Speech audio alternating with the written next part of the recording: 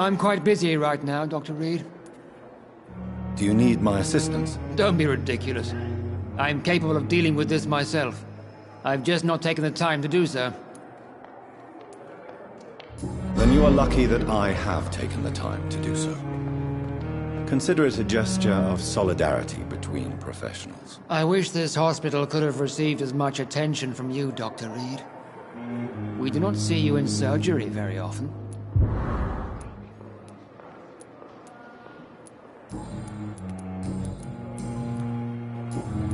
Thank you for your time. We'll talk later.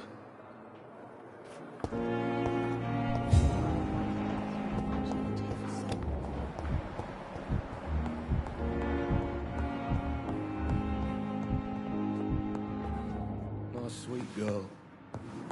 Reads me like a book. Good evening, Doctor. How is my son doing?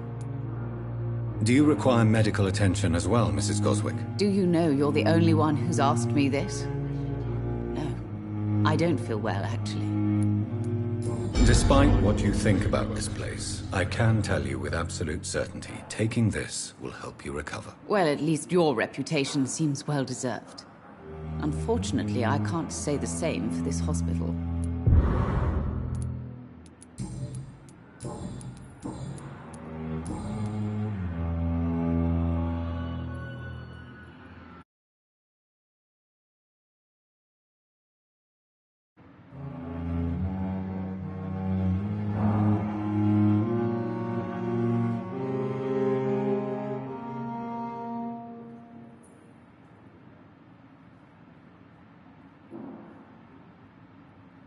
Goodbye, Mrs. Goswick. I'm all right. I will Don't not waste let your you time down, with my me. boy.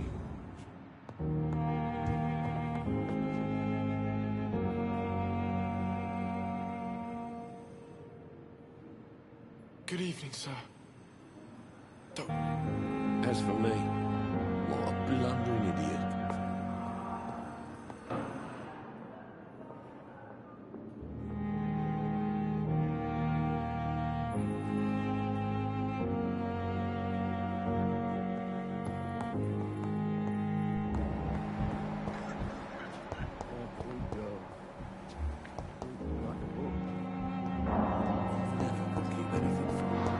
Come now, we can handle this.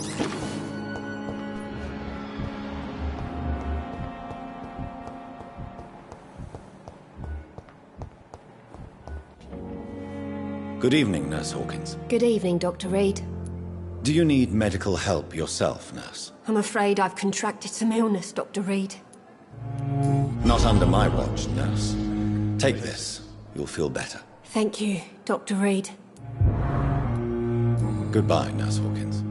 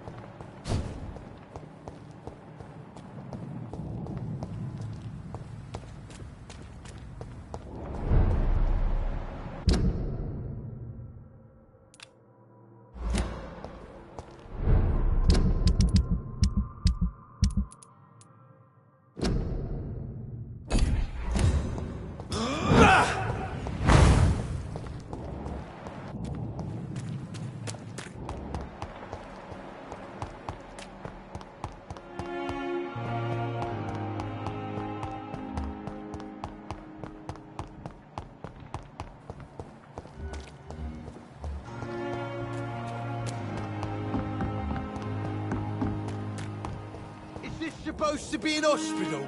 A pigsty would smell better.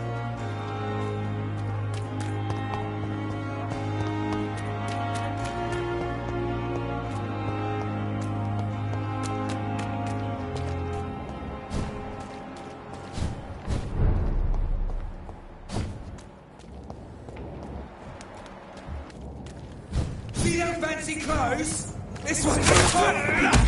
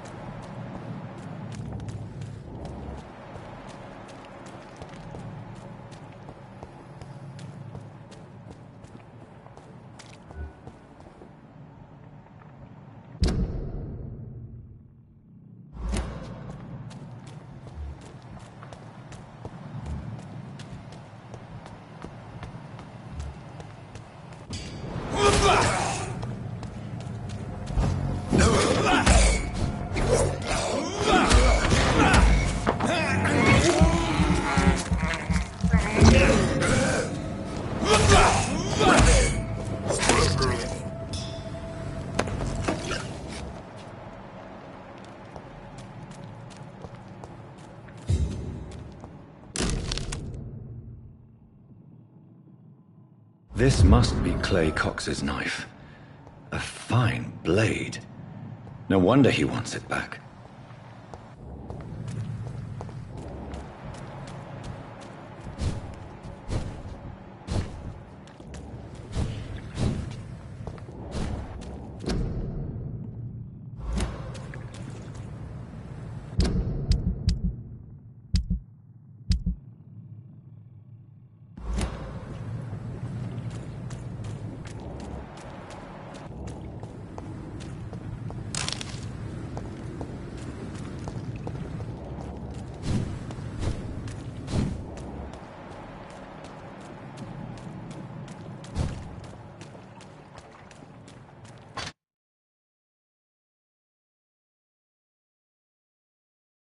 I cannot enter.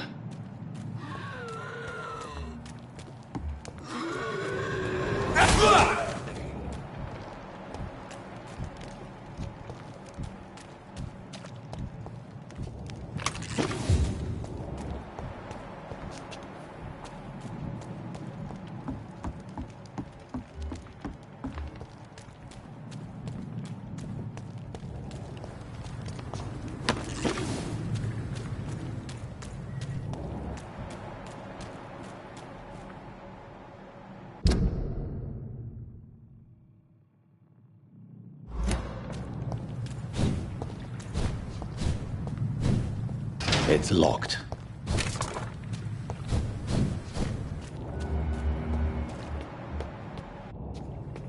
Shut me!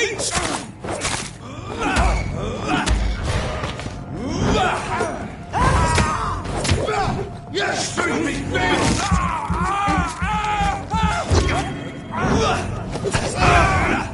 Filthy piece of shit!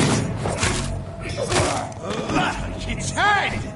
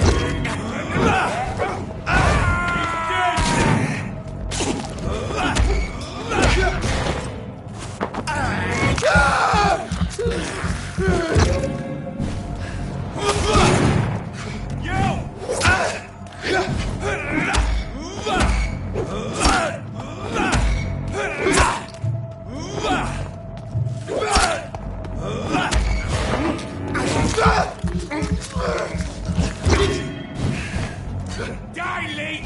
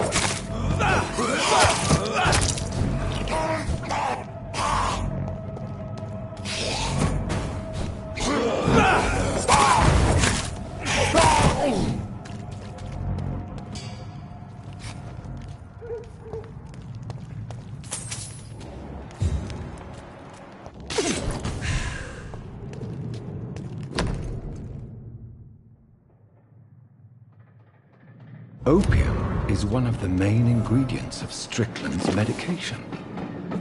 Never a good move.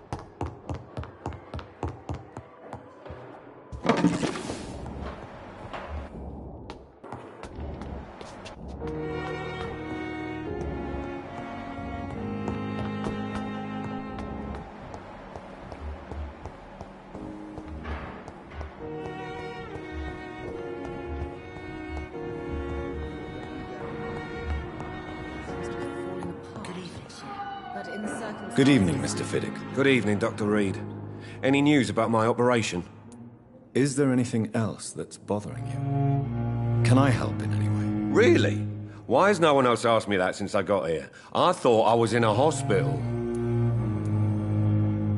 Unfortunately, you are not the only person who needs help.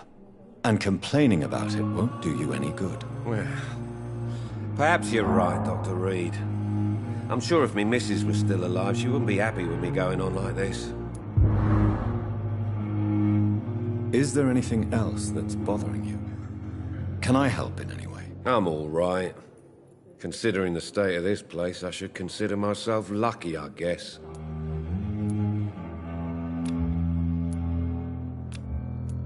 Goodbye for now, Mr. Fiddick. I'll see you later. I will not let you down, Mole.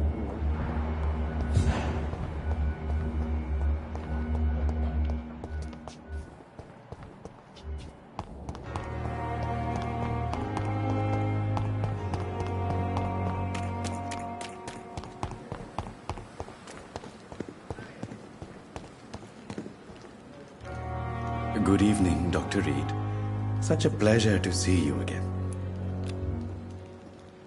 Do you need medical attention? Well, the proximity of the dead is not the most healthy company, even if the quiet can be appreciated.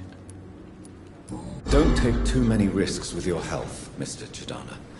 None of us are immune to this disease. And that is a good thing. Death and disease is a constant reminder of our mortality. But you have my thanks, Dr. Reed. Goodbye, Mr. Chidana. Good evening, Dr. Reed. Such a pleasure to see you again.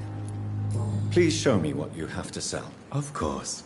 It's just trinkets and curios, really. But I'm sure they can be useful.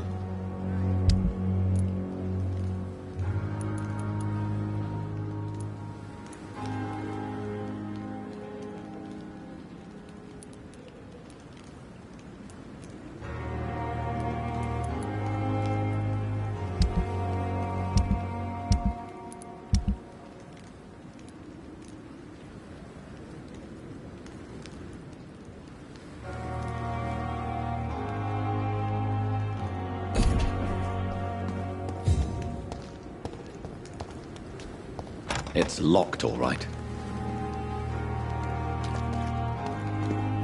I'm sure that during your lifetimes, you have always seen things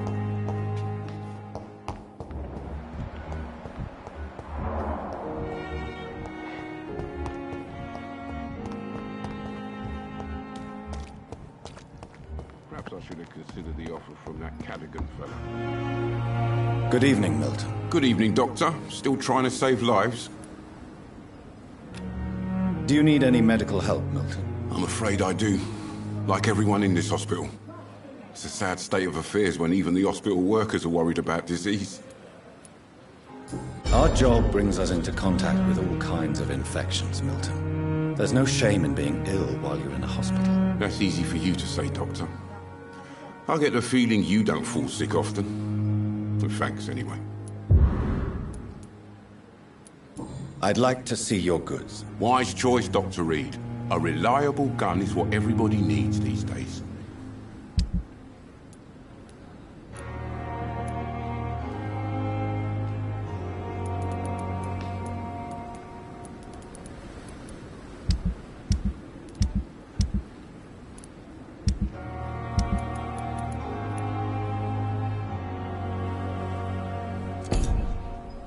Good evening, Milton. Good evening, Doctor. Still trying to save lives?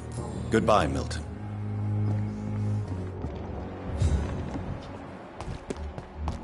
I thought last summer's epidemic was difficult.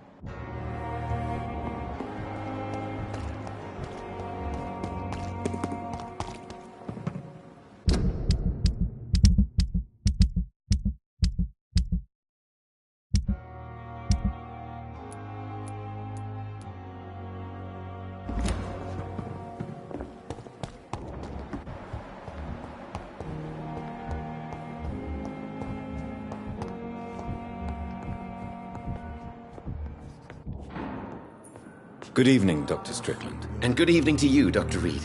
Can I be of any help? I located the shop, but it was vandalized, and the owner is missing. All I found was your order. I was afraid of such bad news. People are so desperate they're ready to burgle a shop for drugs. That's quite a list you ordered. Opium, sodium hypochlorite. It can't be just headaches you're trying to cure. This dreadful influenza, of course. I already ran some tests on hopeless cases. Without success, I must admit. Do you realize you could create a lethal poison without the correct dosage? Then there are the legal ramifications. Is this not true of any medical substance, Dr. Reed?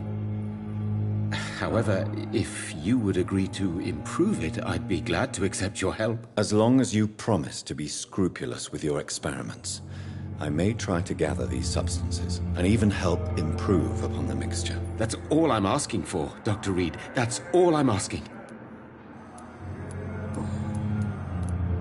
What do you think of Dr. Ackroyd's aversion to modern medical methods? It's a shame he's so narrow-minded. Dr. Swansea taught me that science is about exploring uncharted territory. I'm convinced that's true. With the influenza and all that's going on, you should put your differences aside, don't you think? Why is it so difficult to work together? I believe that if Dr. Ackroyd had been the one to discover the transfusion process, he would be the first to recommend its use. So you believe it's just a question of jealousy and pride? Dr. Ackroyd is as proud as he is blinded by his obsolete concept of medical science. I want to know about these secret tests you run, and if they can save people from this epidemic. Speak to me now, Thoreau. I know I may sound presumptuous, but I'm just following your steps, Dr. Reed. I'm casting away the shadows of ignorance by daring to face them. Self-confidence is essential in our line of work, my young colleague, but only if tempered with the correct amount of cynicism. But you never doubt yourself, Dr. Reed. I've read all your articles and books. You performed the most daring research during the war. You can't be serious. You have to stop this before you lose yourself. Lives are at stake here, remember? I'm a competent doctor, and my value has been proven already. Frankly, I'm disappointed to hear you, above all, speaking so ill of me.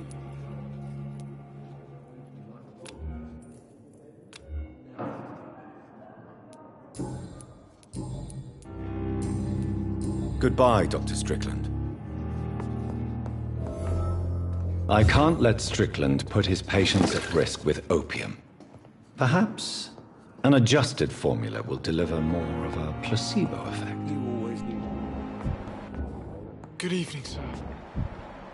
Doctor. This hospital seems to be falling apart. But in the circumstances, I'm willing to give you the benefit of the doubt.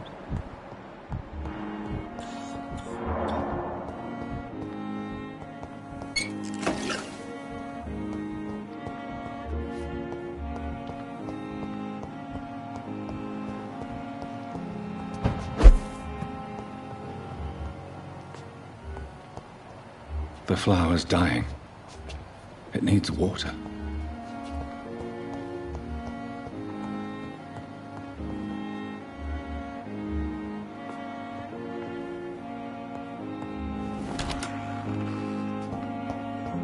It's locked.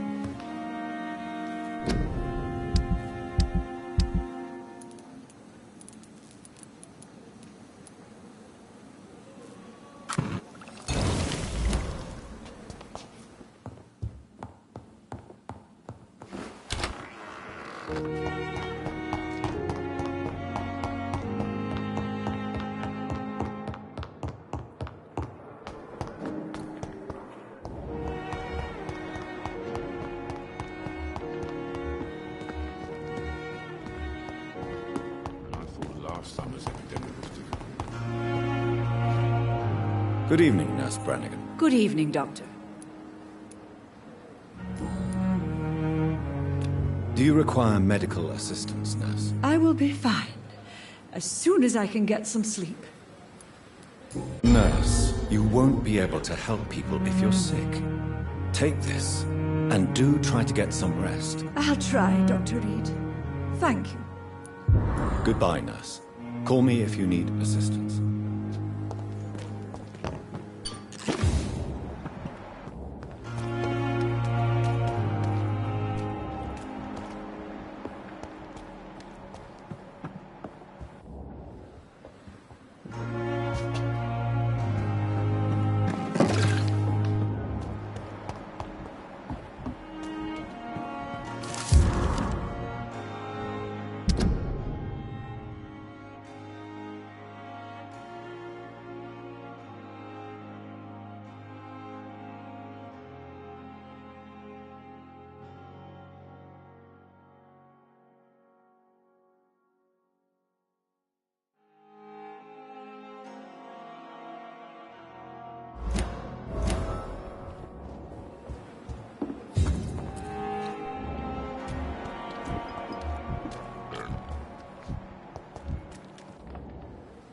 Hey, Doc. I have found the gift from your wife. In that case, you'll be properly rewarded, Doc. Clay Cox is a man of his word. I hope that won't make me an accomplice to your future crimes. Who knows what I might do now I feel invincible again? What can you tell me about your marriage, Clay? Marriage is the sweetest cage, they say. Well, I found myself locked in one with a wild animal. You mean your wife keeps you on your toes? No, I mean, we both have claws and we both love to bite. Am I right to assume your wife's letter pissed you off, Clay? I was so mad, I threw away the knife she got me when we got married. Your wife gave you a knife as a wedding present. That knife has always been my lucky charm. If I'd had it in my hand when I got stabbed on that pier, I'd not have been wounded. A lucky charm? I never would have taken you as the superstitious type. We all have our flaws, Doc. Mine's to have my weapon of choice for when the really dirty business comes around.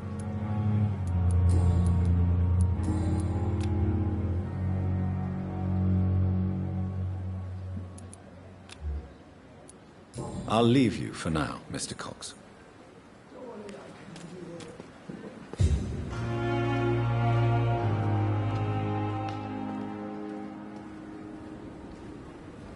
Miss, please, I feel sick.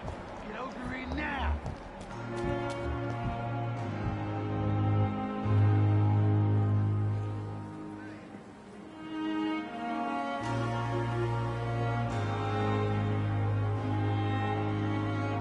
When I get back, I'll have a word with Tom. Really pissed me off this time.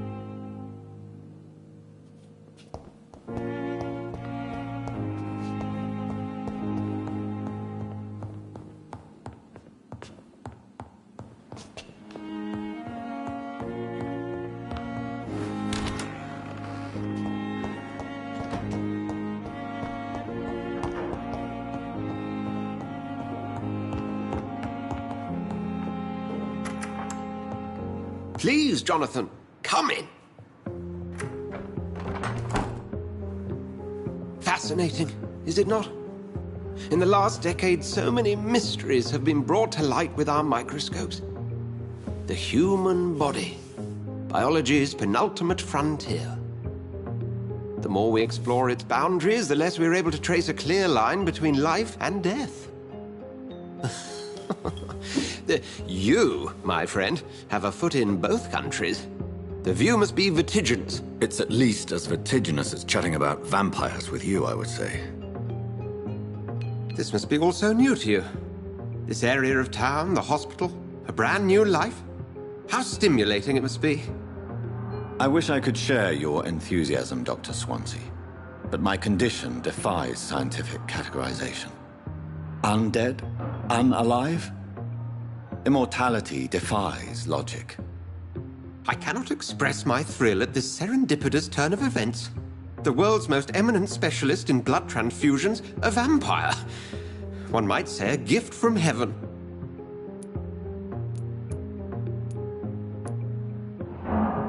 It may seem strange, but your words have brought me some comfort here. Forgive me. I've been an admirer of your work for a long time, and now you are so much more than a brilliant physician. And please, call me Edgar.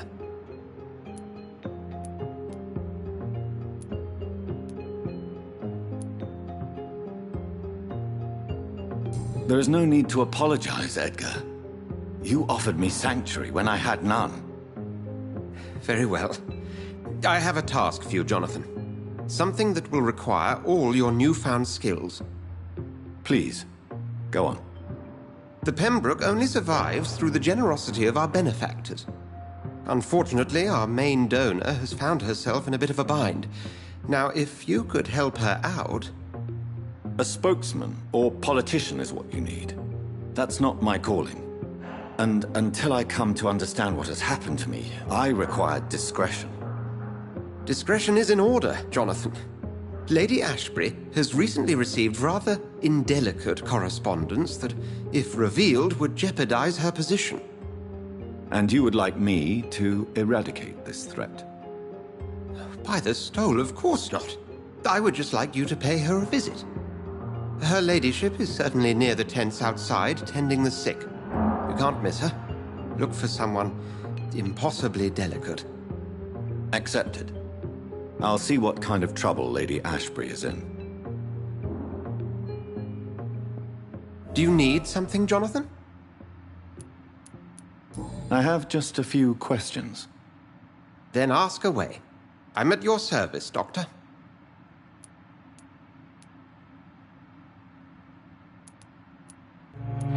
Since you seem quite the expert on vampires, what could you tell me about my condition and how it came about?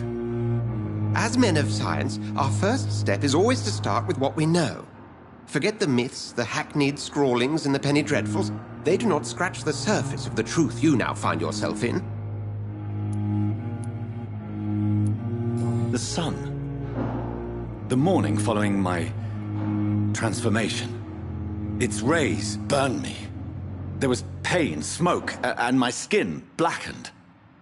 You will find there is very little that can kill a vampire, my friend. You have been offered relative immortality. The sun will most certainly hurt you, leaving you weakened and damaged, but it will not destroy you. Must I take a life to live? You are a vampire. You feed, and blood is the sole sustenance that can sustain your immortal frame. And only a living creature contains the nourishment you require. The man we pursued and slew in the canning factory, William Bishop, I believe, was he a vampire? He was a Skald, technically speaking. The debate rages as to their classification. Some think them a subspecies of vampire, others something else.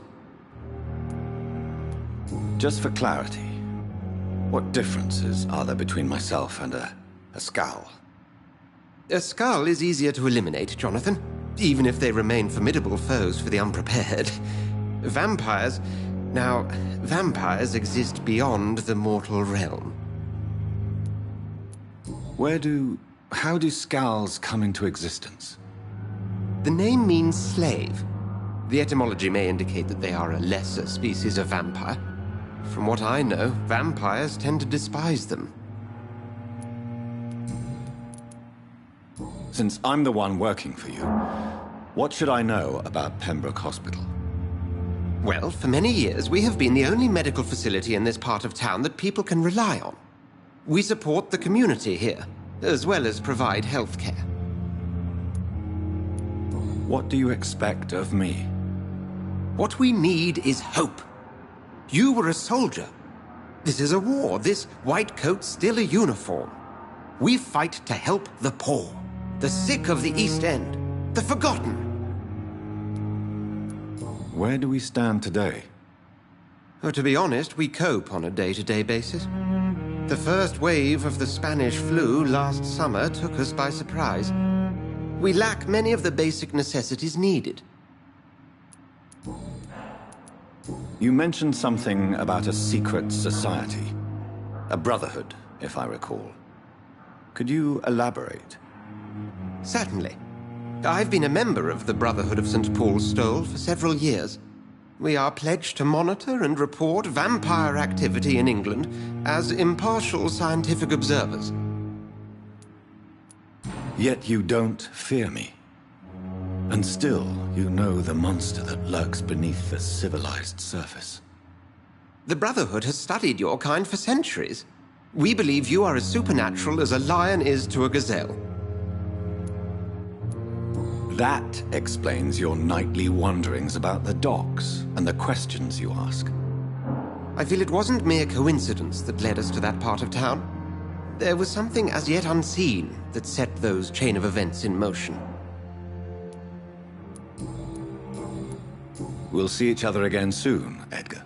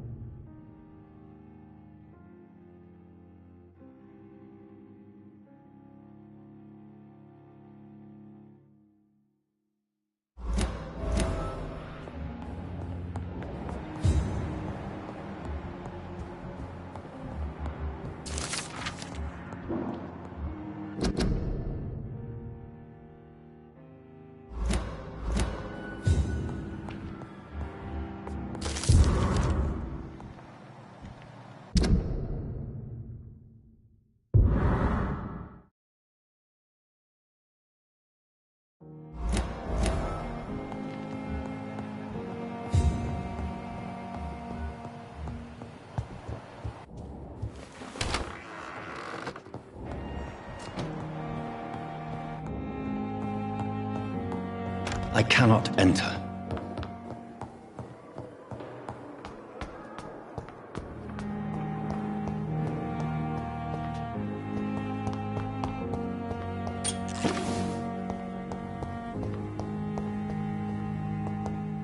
It's locked. It's locked, all right. It's locked.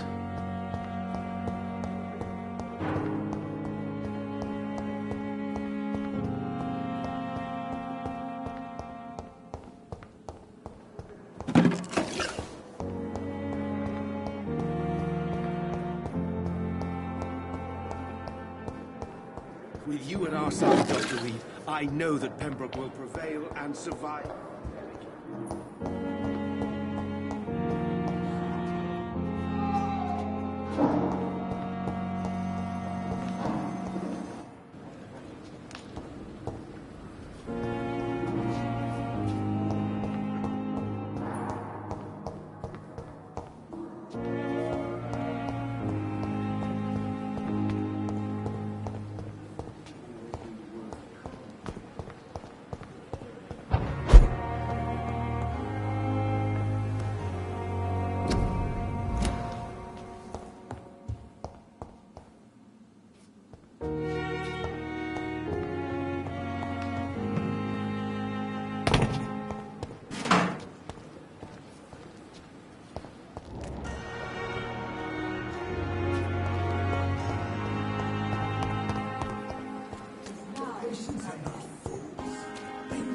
Overwhelmed by this horrifying epidemic.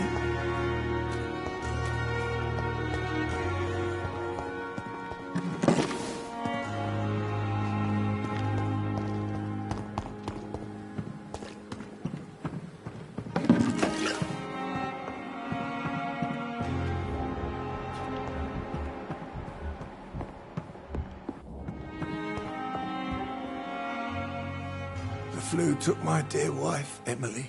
I take comfort knowing we'll soon be together again. Mr. Rainfield, that's no way to talk. You're in good hands here, and we'll be up again soon enough.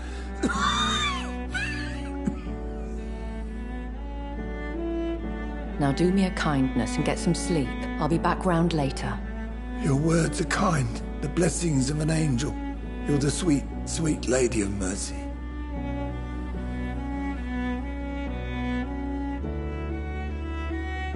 Good evening, Dr. Reed. It's a pleasure to see you again. You seem surprised. Dr. Swansea has brought me up to speed concerning your recent appointment to Pembroke Hospital. You're a the lady who saved me that night, before vanishing into thin air. I remember you from the pub with Dr. Swansea. Indeed. Allow me to introduce myself formally this time. My name is Lady Ashbury. I remember you well, in spite of the brevity of our encounter.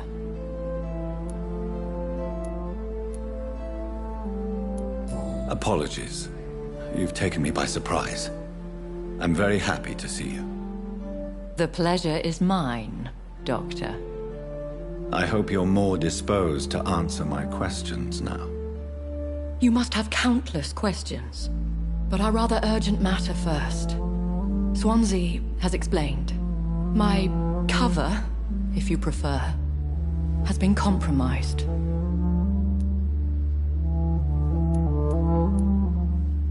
Pardon my boldness, Your Ladyship, but I have questions concerning this condition we share. As a newborn, your hunger for answers is rivaled only by your thirst for blood. But the questions need wait. I'm a scientist. My trade is in the deciphering of mysteries, and I need information to feed my mind. I will gladly answer every question you have, but first, prove yourself capable of resolving my predicament without eating the culprit. Have any of the patients given you trouble? These poor souls have so little left to live for. I do my best to ease their pain. The world would be a better place if it were cared for by women like you. You make me blush. I am simply a necessary evil. Dr. Swansea has commissioned me to be your agent in this matter. You could start by explaining what's amiss. These past insufferable weeks, I've been the victim of extortion. I've made a first payment, but the blackmailer grows greedy. I must refuse his most recent demands.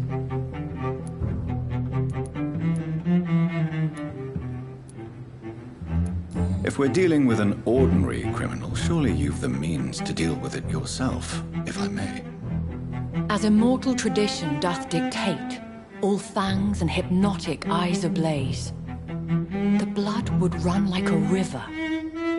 That's what I hope to avoid. Violence has a tendency to spiral out of control. Who would be so foolish as to threaten you? A kindred spirit. Even if it were the case, and I highly doubt it, a vampire would have asked for something more valuable than money. My suspicions lean toward a patient or their family. What are your expectations? Please be precise. As the newly appointed surgeon of this hospital, you are in an excellent position to ask innocent questions and deftly learn the identity of my blackmailer. Please continue. Every detail is essential. I'm your man. My embarrassment in this matter is eclipsed only by my shame at having put the hospital at risk. The threat from our anonymous scoundrel is clear. A list of dates. My visits coinciding with the dates of suspicious patient deaths due to massive blood loss.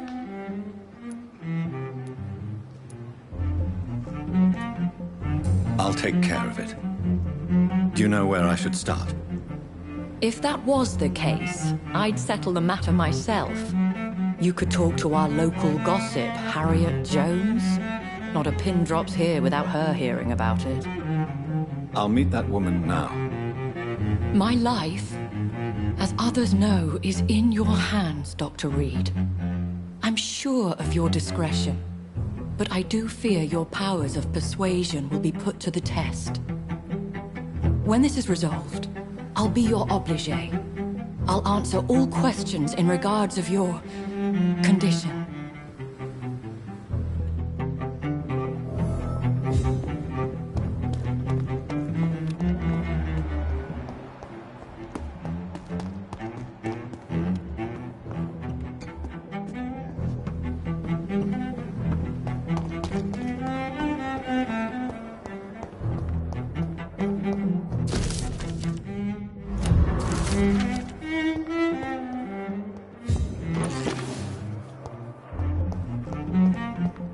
Simpletons, these nurses.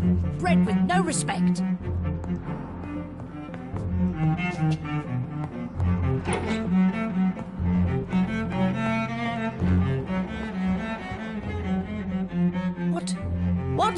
What is this?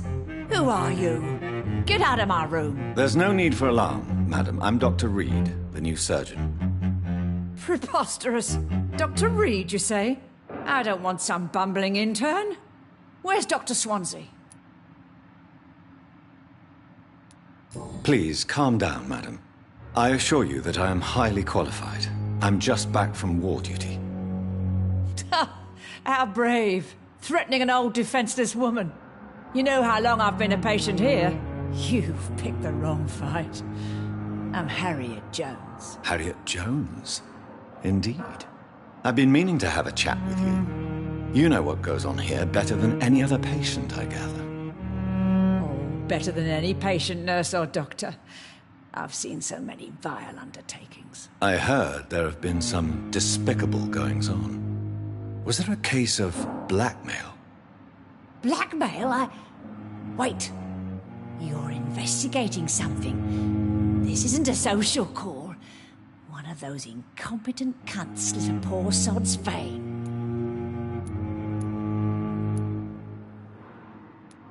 If I didn't know better, Miss Jones, I'd be inclined to say you enjoy this type of idle gossip. God's honest truth, Doctor. It's just the way it is here. Most of these bitches would let you freeze to death before getting you a blanket. You seem to know more about the goings-on here than anyone else.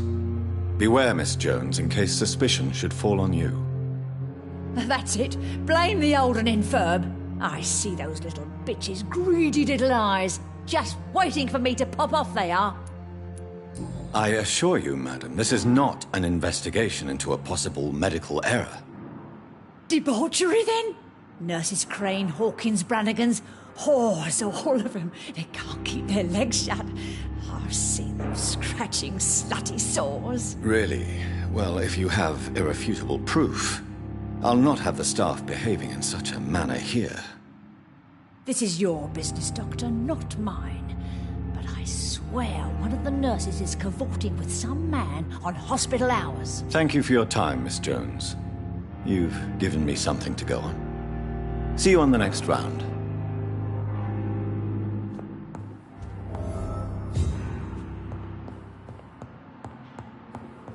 The patients and staff might know something. I'll start my investigation with them.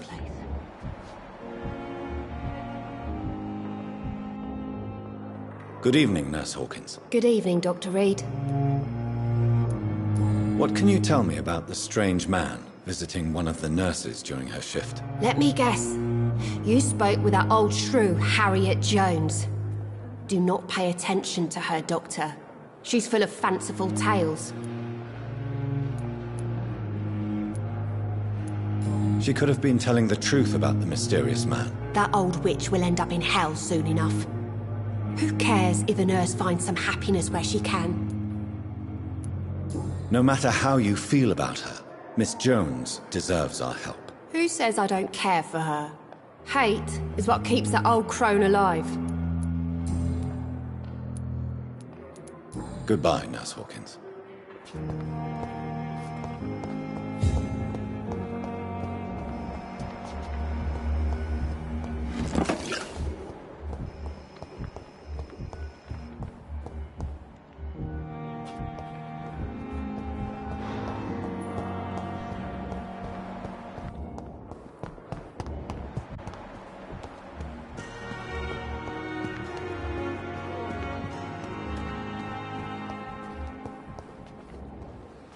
Good evening, Nurse Brannigan. Good evening, Doctor. Have you seen a strange man visiting any of the nurses here? I've never heard of such a thing, Doctor. Do you know if any of the hospital staff have criminal backgrounds? The people who work here all come from very different backgrounds, Doctor. Just like the patients.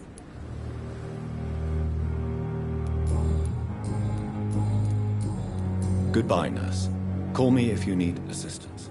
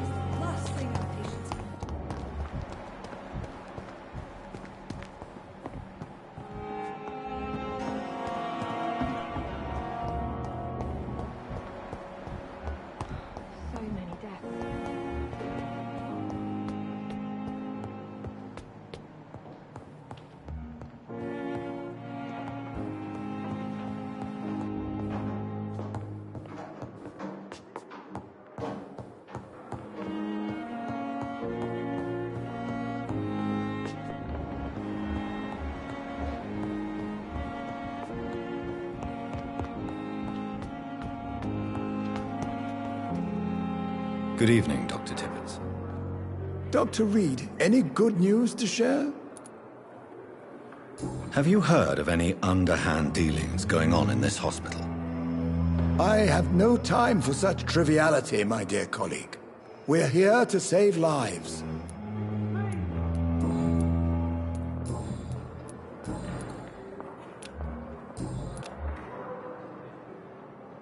Goodbye, Dr. Tibbets.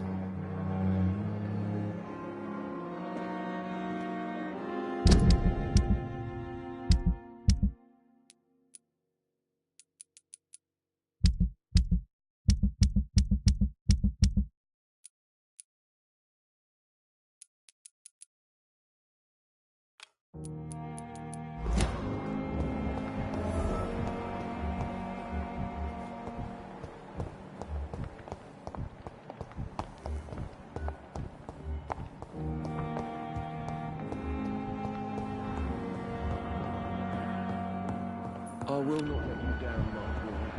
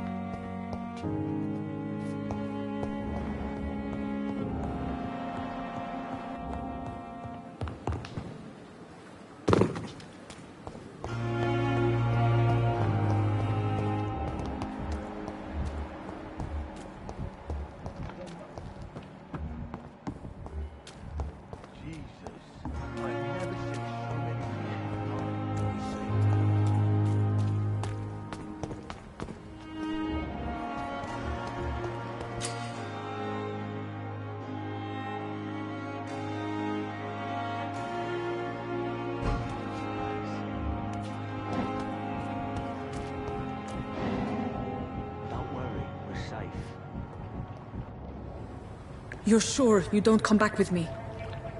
Nah, I have to see someone at the hospital. Be careful. You look so bad they may keep you as a patient. Fuck 'em. I don't like hospitals. Or doctors. Well then, when you go back to Whitechapel, you may find this useful. What is it?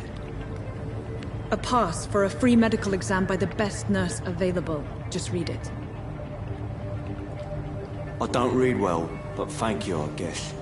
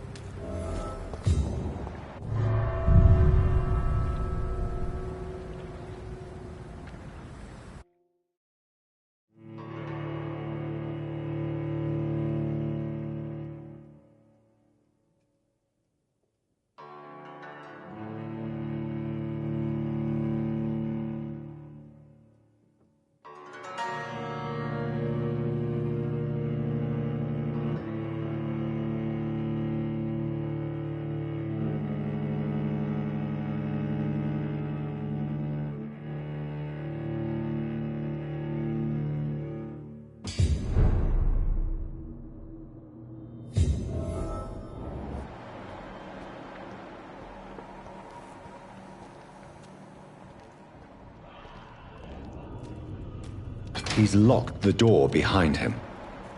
I need to find another way to follow him.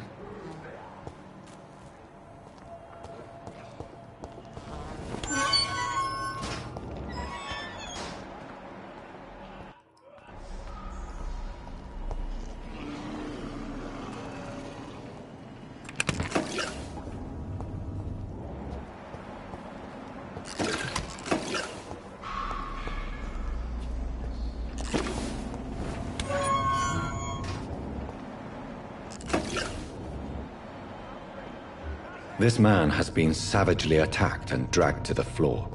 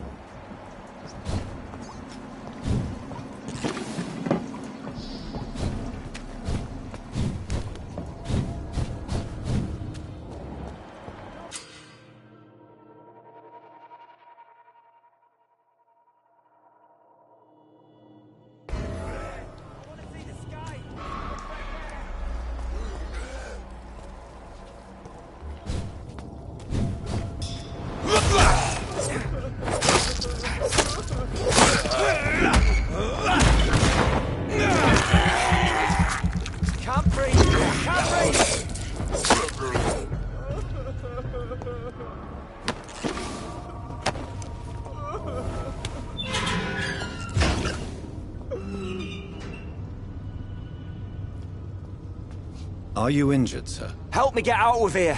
I need to get out. I'm Dr. Reed, and I'd be glad to help you, but you must calm down first. Please, take a deep breath and tell me your name. Okay. I'm Oswald Thatcher. Please, I need to get out. Mr. Thatcher, your friend Newton sent me to help you. Do you remember him? Yes, I do. Good. Now leave this place and enjoy the cool night air. It's quite invigorating. I'm sure you'll feel better if you do.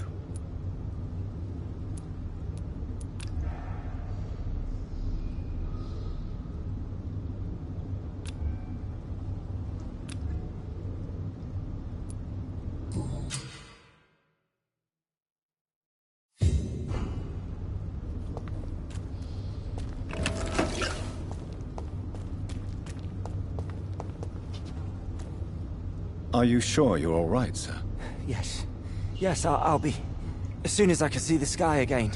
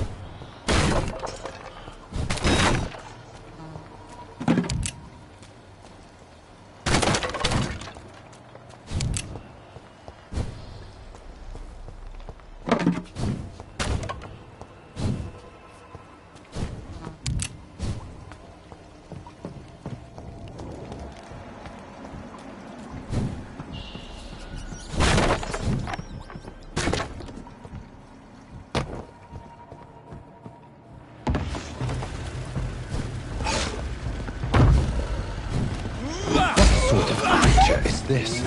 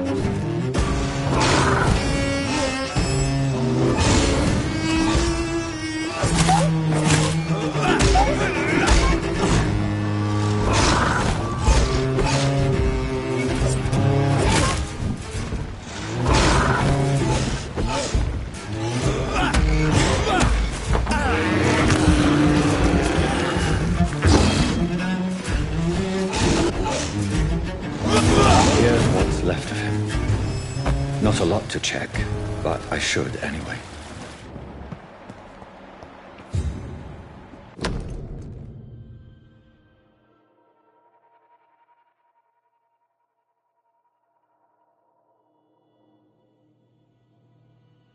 Some voucher for a free checkup in Whitechapel.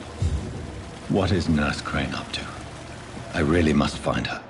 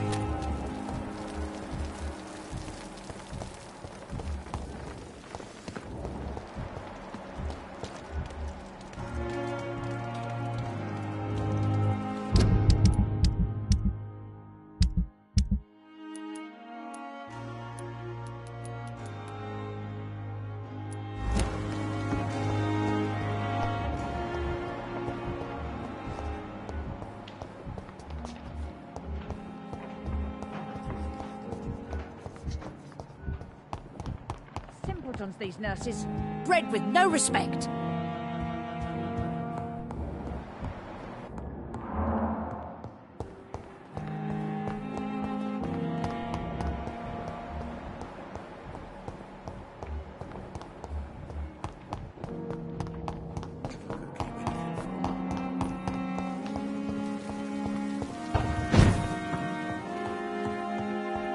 Strickland's project could be dangerous.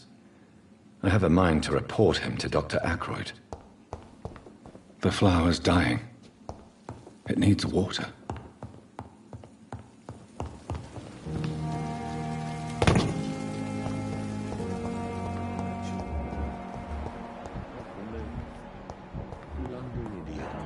But in the circumstances, I'm...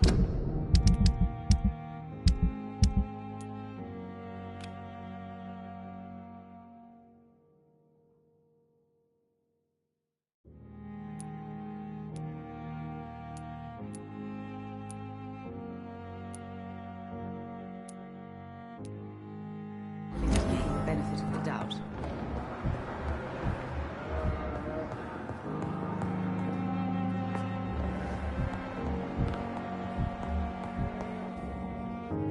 Good evening, Dr. Strickland. And good evening to you, Dr. Reed. Can I be of any help? I have managed to improve the mixture by diluting it. Have you ever heard of Sir Joseph Francis Olive? Or the placebo effect? No, I don't think so. Why? A placebo is a substance or procedure that has no actual physical effect. You made a placebo of my project. Why? Research has established that a placebo, as long as the subject believes in the effect, can provoke a positive physiological reaction. Really? That's fascinating. And you want me to, what, administer the placebo and see what occurs? Something like that, yes. Well, I'm a bit surprised, but I trust you, Dr. Reed. Please take the key to my cabinet and put this placebo there for future use. Goodbye, Dr. Strickland.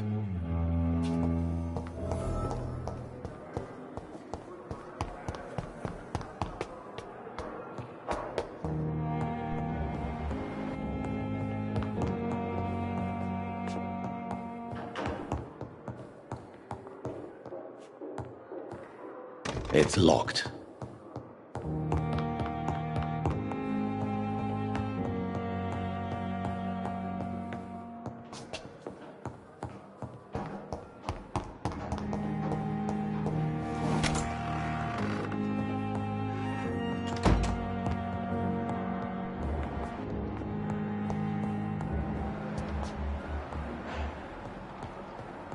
It's locked. At least Strickland can't kill anyone with this formula.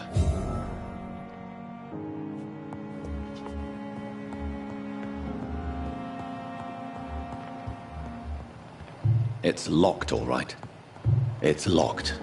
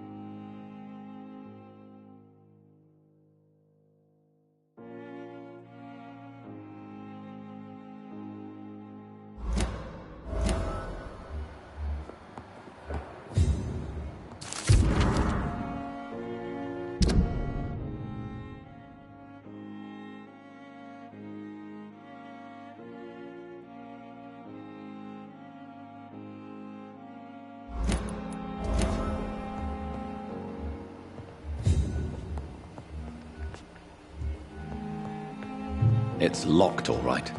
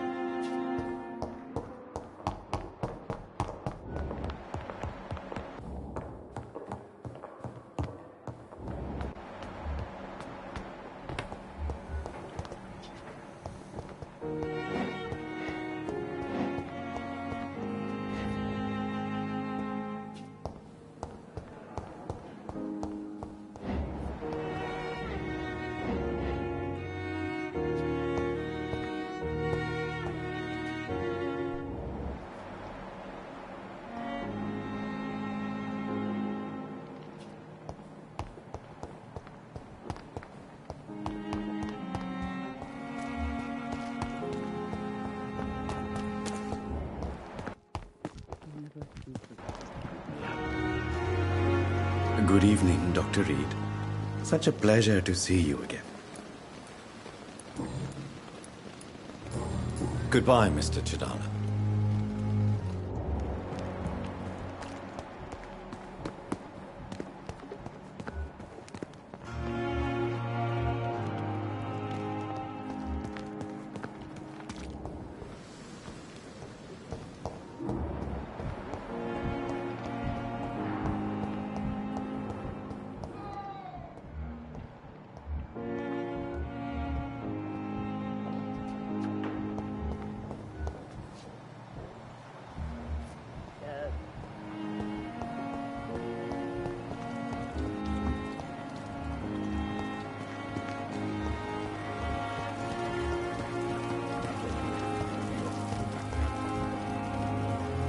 Good evening, Nurse Brannigan. Good evening, Doctor. According to the report I read, your unprofessional conduct put a patient in danger, Gwyneth. That's not true. I know when my patient's life is at risk, and I'm more competent than a lot of doctors that I know. Problem is, I'm a woman. I don't see what your gender has to do with your abilities, nurse. Yes, nurse. Because I'll never be a doctor, no matter what my skills. I could make a decision that could save a life, but oh no, that's unbecoming conduct. You're mistaken, Nurse Brannigan. To be forbidden to enter medical school because of your gender is one thing. To break hospital rules is another. To have the right to study shouldn't be determined by sex, skin, or wealth. That's all I'm saying.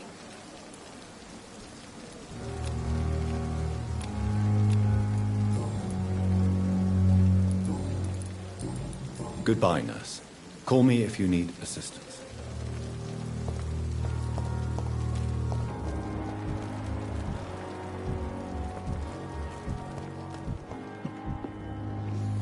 Good evening, Dr. Tibbets. Dr. Reed, any good news to share? Goodbye, Dr. Tibbets.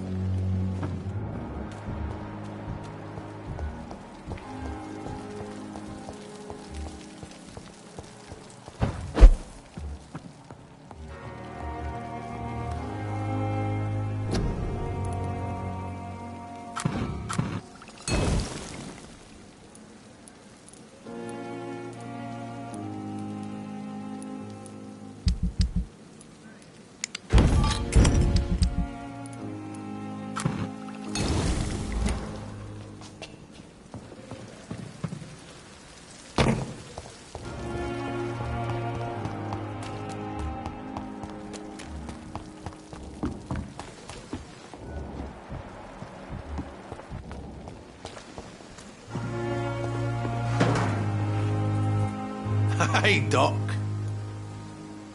You're lucky to be alive, Mr. Cox. I hope you're starting to take better care of yourself. This place is full of sickness and decay. How could I get better in such a dump? Consider yourself lucky that I'm treating all of my patients equally. But don't push your luck. Don't play the innocent with me. I'm sure you have good reasons to act this way.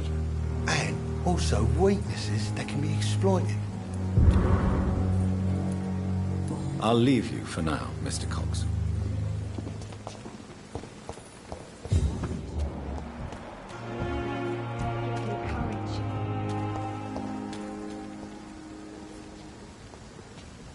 Good evening, Milton. Good evening, Doctor. Still trying to save lives?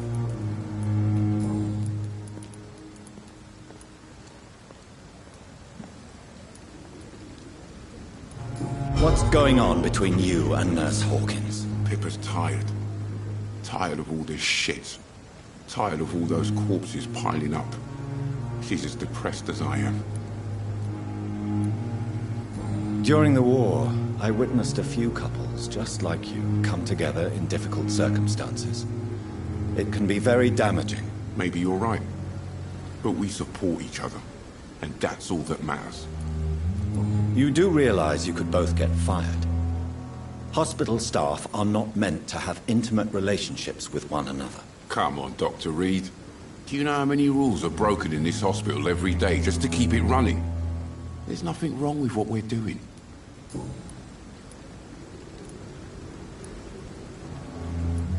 Do you know that Nurse Hawkins is thinking of leaving the hospital? That's not a surprise. We've talked about it already. Does it not bother you? Sometimes I think she may be right. We should run away while we can. The question is, where can we go? Where is it safe? Tell me why you're extorting money from some of the patients here. If a patient wants a bed, he'll have to pay me a little fee. That's all. Where did you get the idea for such an immoral scam? Funny you should ask. The first time it was from a patient who bribed me to get a bed. It's only then I realized I could make a fortune. Admit it. Nurse Hawkins is more than your lover. She's also your partner in crime. Of course she is. How else could I tell which bed is free? I need to know that. Have you no shame? Don't you see this city is crumbling down? Today, people are ready to pay to get a hospital bed. Tomorrow, we may be fighting for food.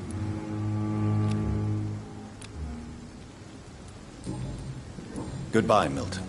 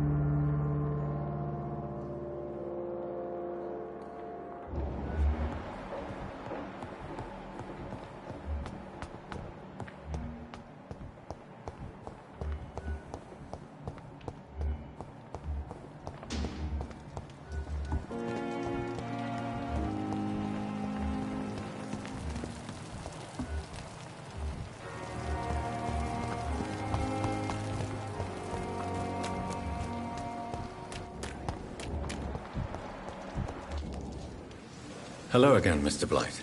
I'm happy to see Mr. Thatcher is safe, for now. I'm eternally grateful, Doctor. We were total strangers and you helped us anyway. Can't thank you enough, sir. Why do you stay here now that Mr. Thatcher's back? It's complicated. Since the war, Oswald's been really nervous with the idea of entering any hospital. And me, I've got my own issues. Can you speak about them? Rats, sir. Even seeing one, they turn me. Just want to run. It's that fear that stopped me from going after Oswald when he left. You are always welcome at the Pembroke Hospital. As a former officer, I'll be honored to welcome a fellow veteran. I'm not giving up on bringing Oswald back to the hospital. I just need to convince him that he needs some help. Perhaps he needs to reach that decision by himself. Could you speak to him? He doesn't usually listen to doctors, but perhaps because you've been through it, you can talk him round. What can you tell me about the war, Mr. Blight? If you want to speak about it, of course. War was... well, you know, sir. The stench of death everywhere. Your mates lying bleeding in the mud. Just praying to make it through and get home. Bloody nightmare. Did you know Oswald Thatcher before the war? No. We met in the battlefield. I think we're in the same boat to France. We've stuck together ever since. I fought in France, too. I served as a field surgeon, but it was not uncommon to repel an assault, especially at night. Yeah. The first time I was wounded, I had to protect the infirmary from hostiles. Twice. What can you tell me about the war, Mr. Blight? If you want to speak about it, of course. War was... well, you know, sir. The stench of death everywhere. Your mate...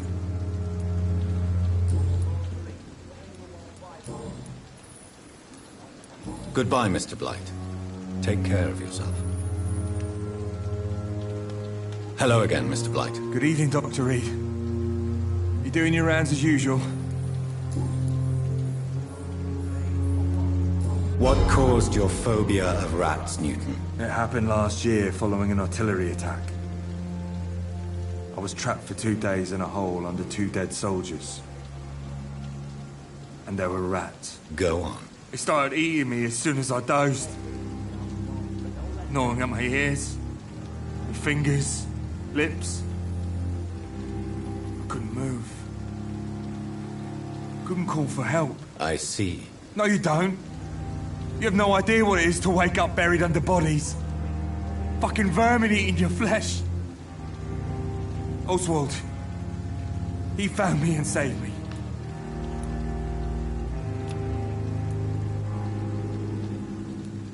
What? It happened last... Go on. It started... No, you don't. Do you need medical attention, sir? Afraid so.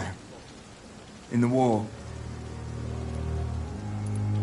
Throughout history, some diseases have done more damage to... You're working at the Pembroke Hospital, aren't you? Goodbye, Mr. Blight. Take care of yourself.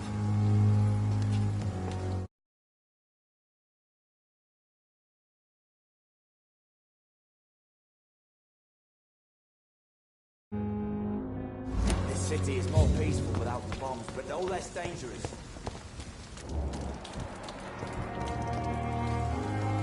Hello again, Mr. Thatcher.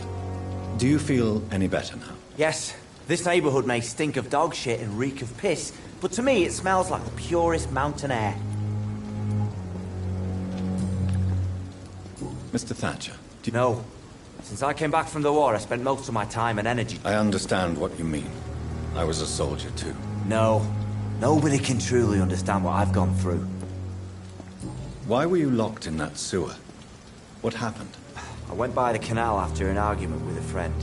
Got chased by these fucking wankers and had to barricade myself in, despite my claustrophobia.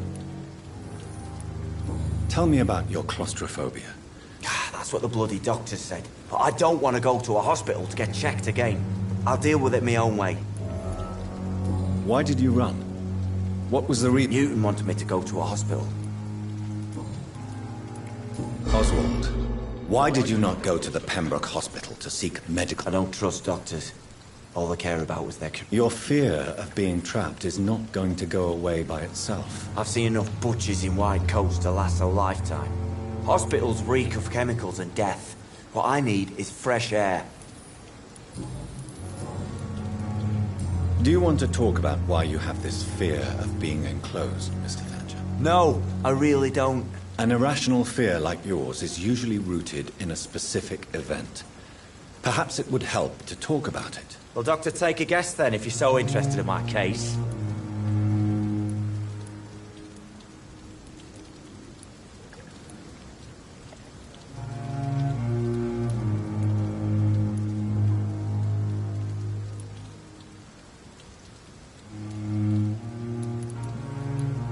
As a soldier, you're expected to kill the enemy to survive. Guilt is a powerful emotion and could lead to feelings of suffocation and oppression. My God, you're so wrong. Believe me, I would kill if it happened again. Violence is part of who I am.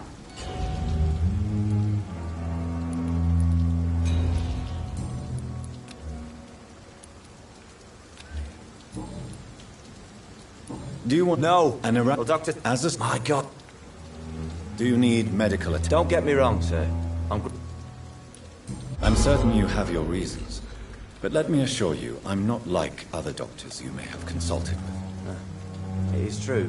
You risked your life to save me, after all. It would be impolite to refuse your counsel.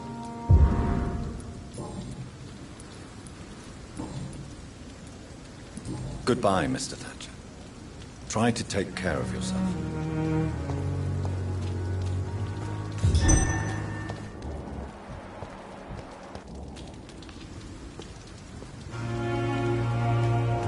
This city is more peaceful without... Good evening. Evening, Dr. Reed. Goodbye, Mr. Thatcher. Try to take care of yourself.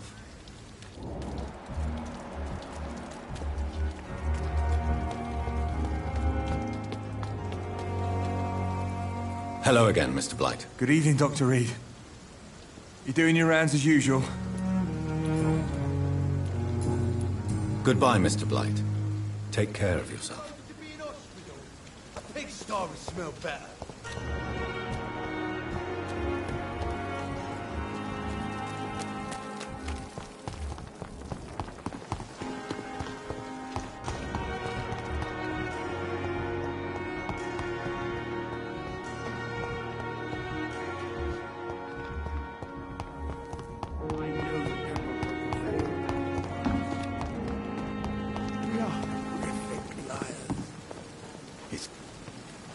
Good evening. Good evening. I'd like... Wise choice, Dr. Reed.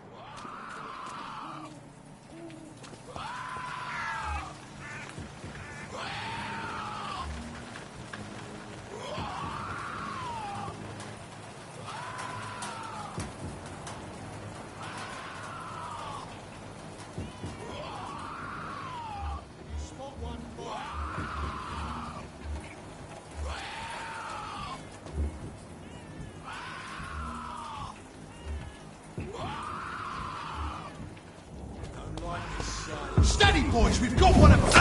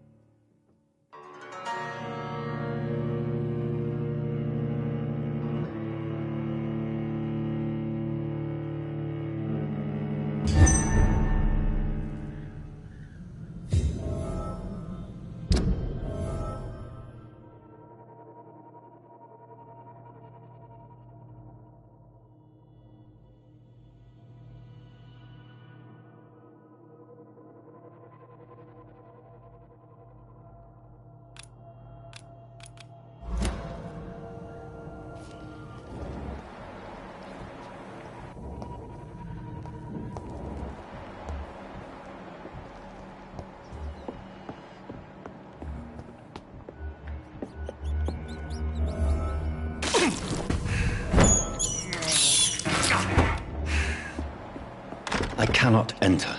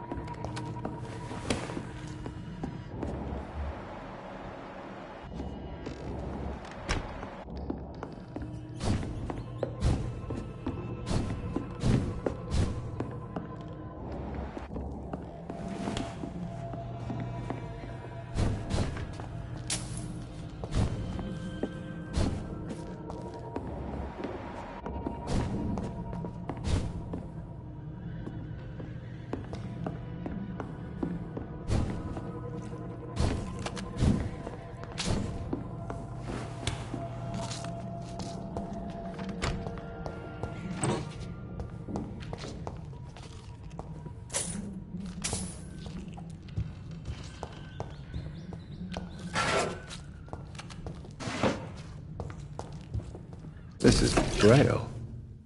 I need someone who can read this.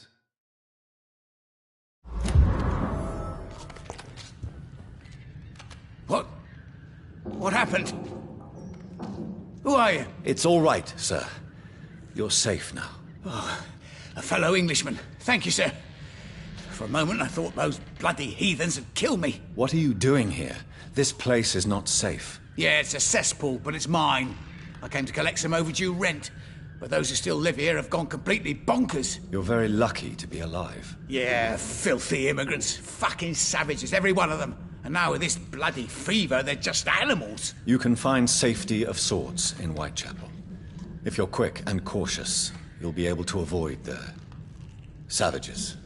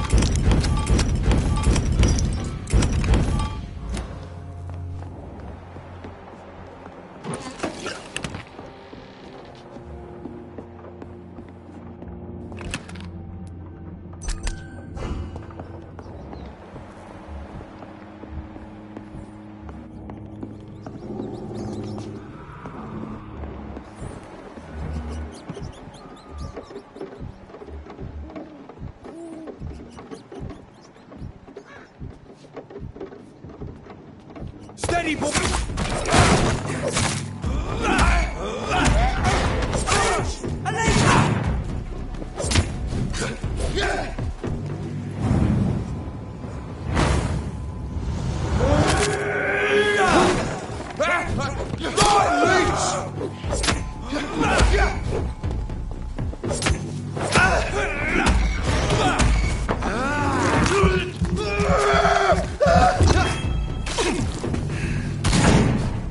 Let's pin it down!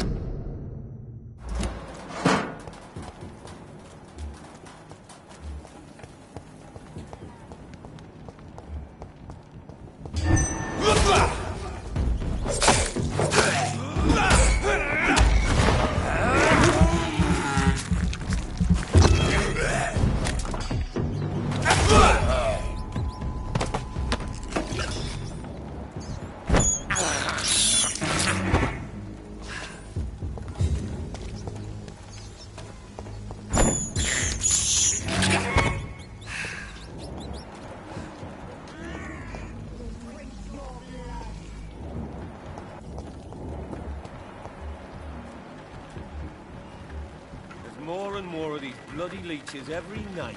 Aye, but God grew more and more every year. When did you join the army? 2 days ago. This is my first trial. Mistress of the Dark will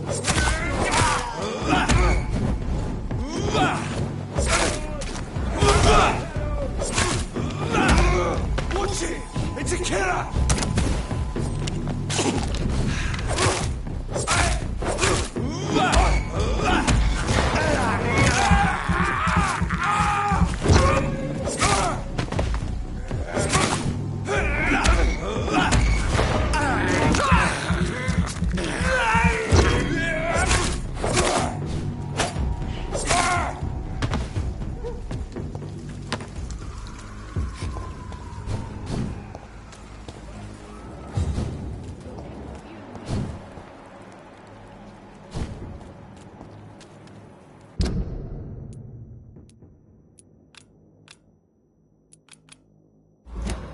The Mistress of the Dark will drink your blood.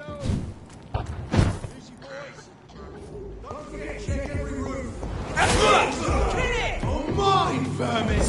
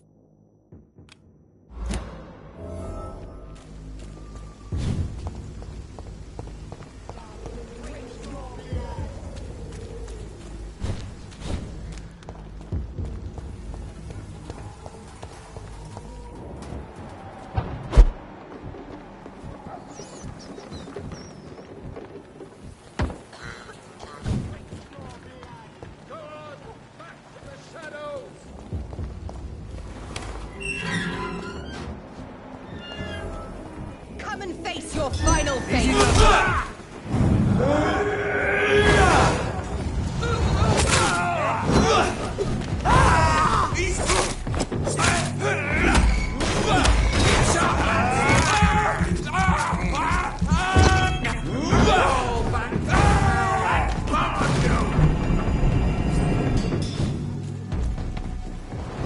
No fear, brothers!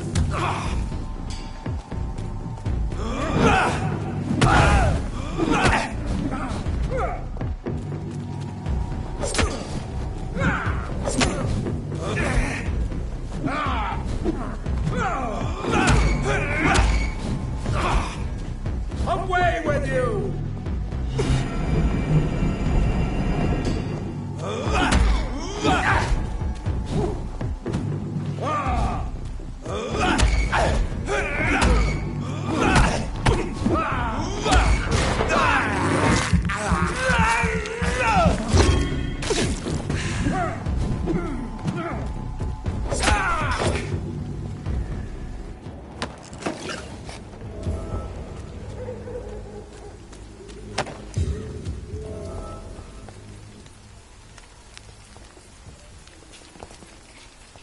Are you all right, Miss Hapcroft? They were tracking me, hunting me down. After the death of Thomas, they came to the hospital. They said I killed him. But you're safe now.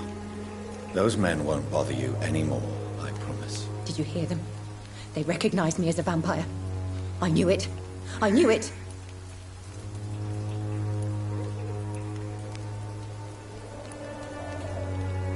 I believe you need to get back to safety as quickly as possible. I'm not crazy. I knew there was something wrong with me. I need to tell the doctors about this.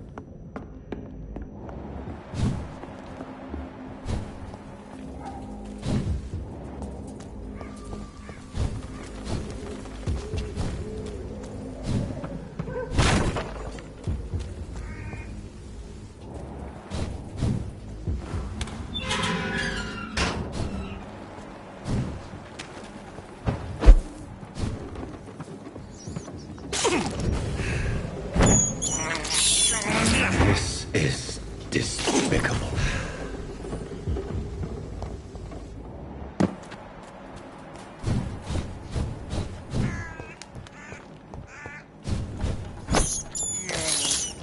I have this thirst for blood.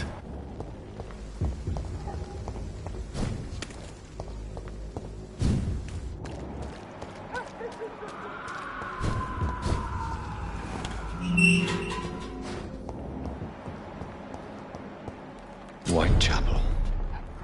This neighborhood is linked somehow to the kind Lady Ashbury's blackmail. First, let's find this Petrescu fellow.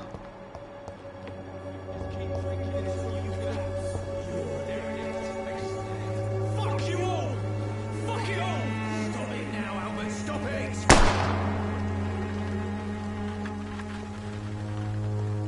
I'll end up another drunk bastard living in the streets.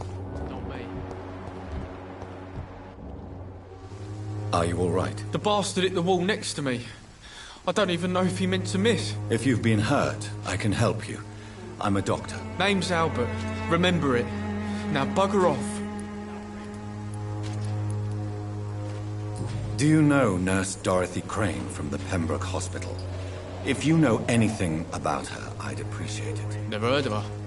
She's pretty, I'll keep an eye out.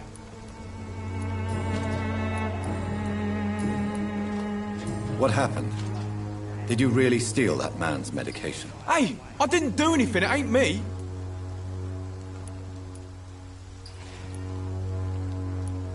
All right. Perhaps the poor drunk just confused you with someone else. Sod off, mister. You ain't got no clue what's going on here. Bastard was a soldier in the war, so now he's got the right to shoot me. It's true. I'm not familiar with this part of town. Perhaps you could help me. I said sod off. Go find yourself another guide. I found the recruiter you were expecting. He's dead, but he carried a note. The Wet Boot Boys have accepted your application. I knew it! I told you I was tough enough. I'll be free soon.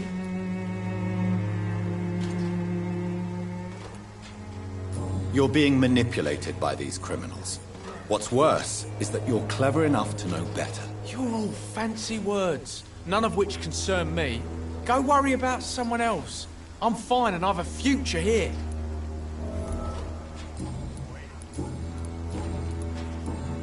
Goodbye, young man. Me? I'll not die in some piss-stinking alley reeking worse than a week-old lavvy. What? Shooting a boy in the middle of the street. Not the best thing to do, wouldn't you say? What? You saw what happened?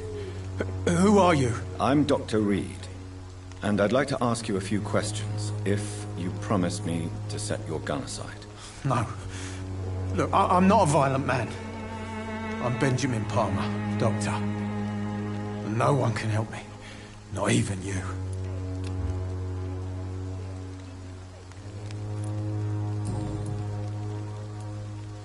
What can you tell me about this place? Nothing to say, really. This is where I used to live, and this is where I live now. You don't have anywhere to go? No family that would welcome you? Not since the death of my wife, Albert's mother. She was sick, you see. Long before the flu and all this shit. You mean you used to have a better life? Yeah, I had a wife, a home, and a... Perhaps you could focus for a moment and tell... I'm sick, broke, and my son just stole my pills. Everything's coming up roses. Do you know Nurse Dorothy Crane? Funny, I've been searching for her too. I need some... Really? Word is she ain't real. It's just a cover for some doctor who runs...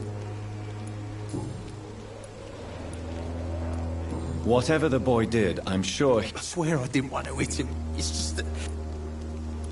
What is it, Benjamin? The doctors called me a liar.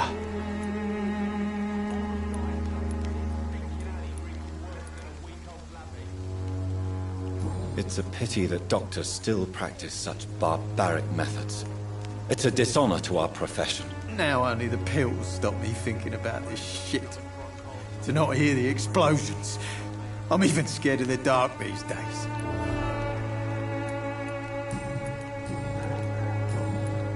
Do you know Nurse Dorothy Crane? Really? Word... A gun, alcohol, and a bad temper make a terrible cocktail, sir. Goodbye for now.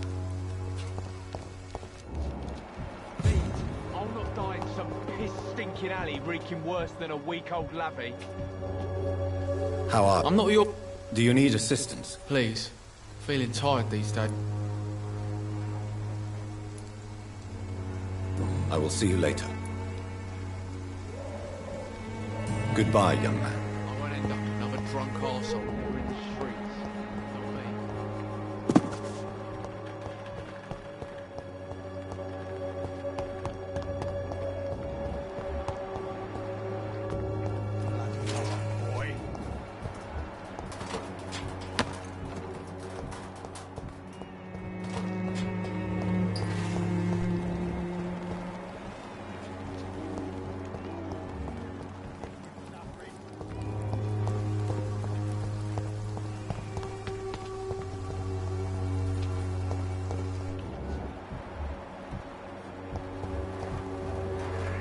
Good evening, miss. Good evening, sir.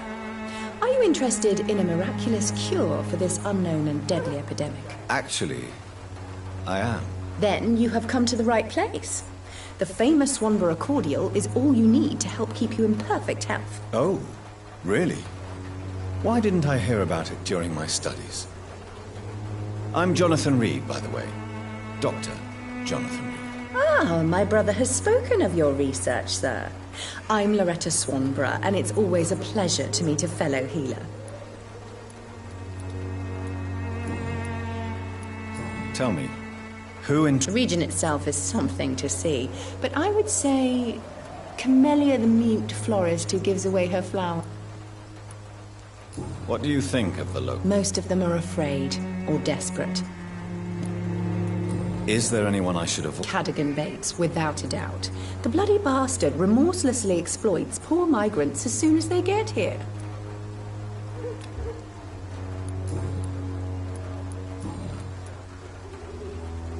Do you know Nurse Dr... I don't like to talk about competition. Competition, you say? Never met her, but it seems she provides some sort of I'd like to see what kind of...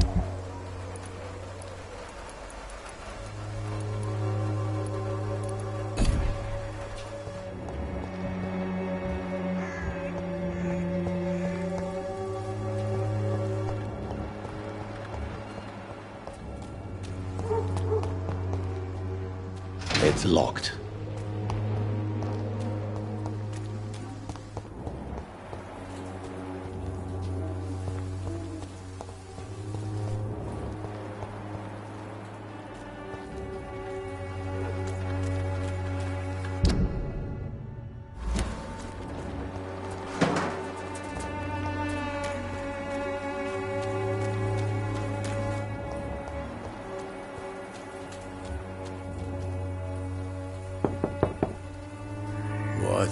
What do you want?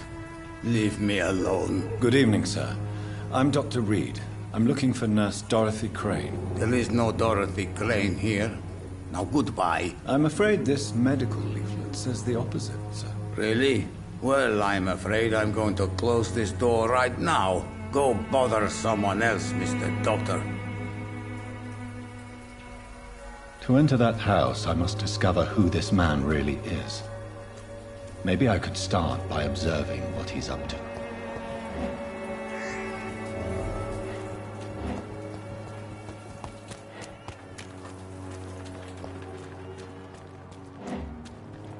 I cannot enter.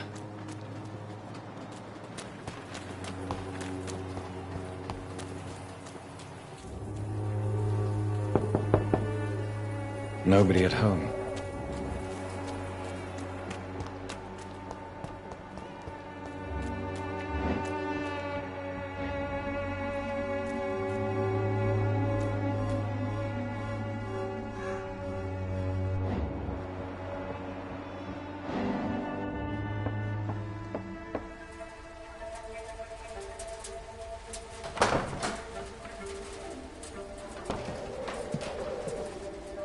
A strange man was at the door with a pass for our medical facility. I refused him entry. Darius, how could you know he didn't need our help? His clothes were too finely tailored to be for Whitechapel. Perhaps just a friend of that stray poet who is always about. Richard Nethercott? No, not of the same cloth, this man. I suspect some machination from that journalist. Clayton Darby. Is he still asking questions? Yes. I saw him drifting around St. Mary's Church. I swear he is tracking me just downwind.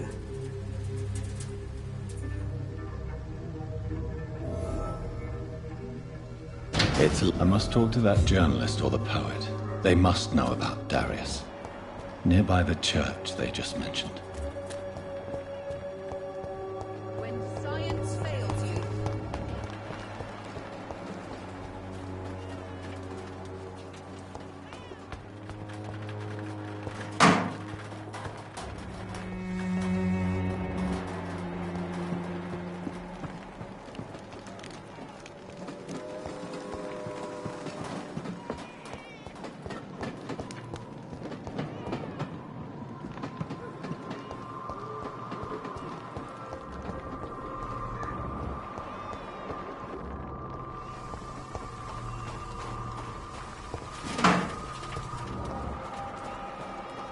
I cannot enter.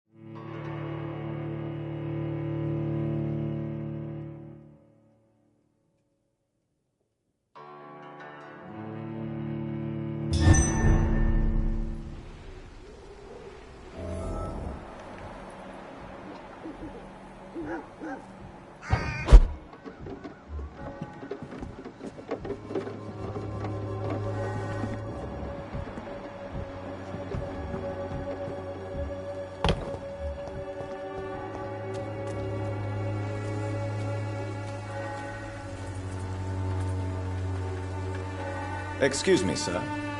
I have a few questions for you. Another journalist? I didn't answer the first one, so piss off! I'm not a journalist, I'm a doctor. A doctor, you say? It's quite a rare breed in this part of town. Really? But still, here I am. Dr. Jonathan Reed, at your service. I'm Joe Peterson to some, but Colossus Joe to most. And I don't remember asking for your service, sir.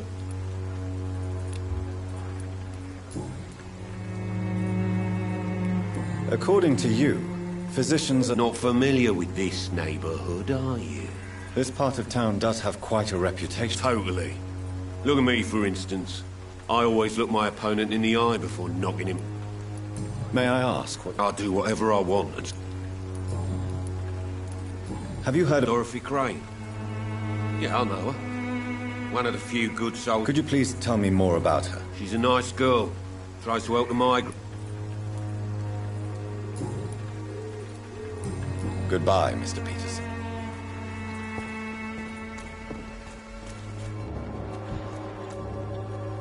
Welcome, sir. Please, take a browse of... I am Dr. Reed. Doctor? Interesting. I'm Barrett Lewis. How is business? Business? I have no business. I see. Sounds like you... It's no secret Joe Peterson spends his time harassing... As a merchant, you see white... Well, you mean besides the epidemic, the war, and all the usual crap? Have you been hurt? No, but that's only because I ran like hell. Violence is in... Yeah. A few nights ago, some blokes jumped me. Came out of one of the condemned workshops. Fever. Madness. Something like that. What? In the closed workshops nearby. I worked there as an apprentice.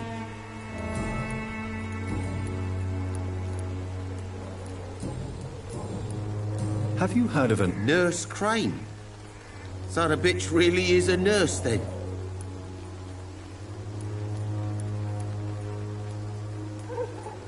So she's trying to help her fellow immigrants. Why would that make her a villain? Dorothy Crane ain't even a real name. Something like Dorothea Craniu. Something like that. Came to England fleeing the war, I was told. That doesn't explain why she irritates you so much. Your precious Nurse Crane gives away medical supplies and prescriptions for free. I offered to sell it for a fair cut, but no. Miss Crane wanted to play the quiet saint. Right then.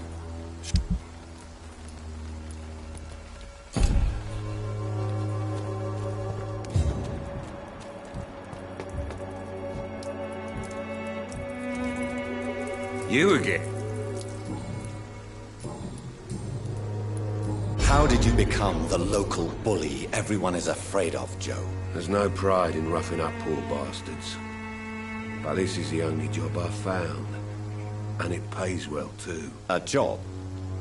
So you're racketeering for someone else? I got enlisted by the Wet Boot Boys, a gang from the docks. I'm their muscle for their dirty work. Most people don't become thugs when unemployed. This is a choice you made. I don't care what you think, sir. I do what I have to do for my own reasons, and that's that. I'm not sure Mr. Lewis would agree with your by all means necessary philosophy, sir. Oh, do you really think he's the poor victim here? Barrett can be as sneaky as anyone. Long ago, I even called the bastard my best friend.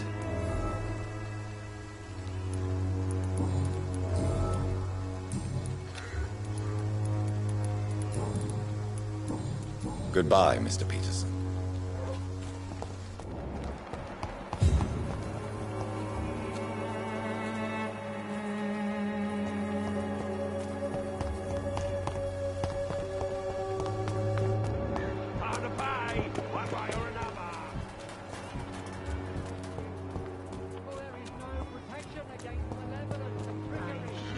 And I'm clean, I promise. Don't be shy, handsome. What can Christina do for you? I'm not looking for what you're selling. But I'd like to ask you a few questions, if I may. I'm a doctor. Dr. Reed. All right then, but be quick. Though I usually get paid when I open my mouth.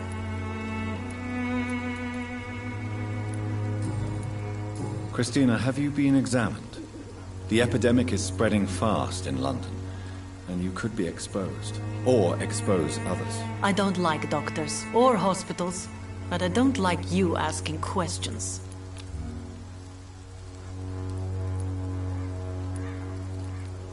Considering your line of work, I assure you it is only a matter of time before you have health issues. If it is going to happen, it will happen. Right now, I need money. That's what's important. You can put your own life in danger. That's your decision. And you think that would worry me?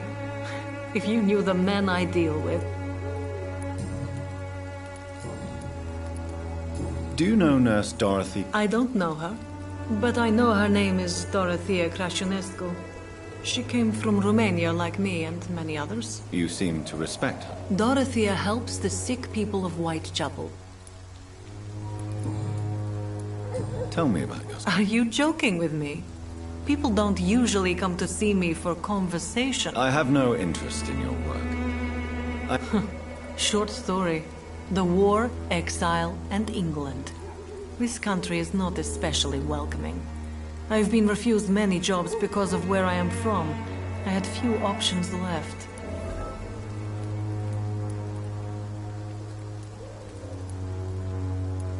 I always thought I was the master of my own fate. But now I know we don't always have control over our lives. I don't judge you. You know, this money is not only for me. I have good reasons to need this money quickly, but it is not your concern, Doctor.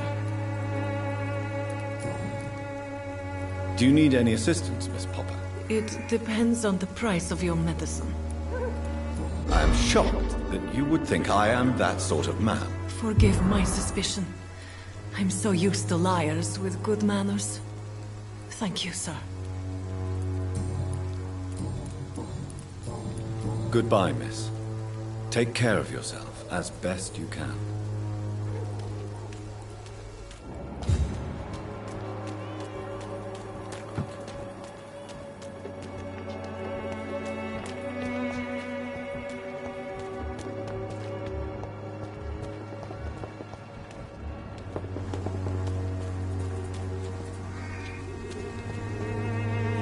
Forgive my interruption. Do not apologize, my son.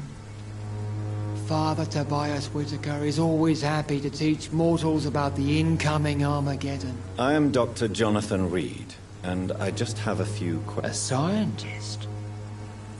You are much more lost than I thought, my son.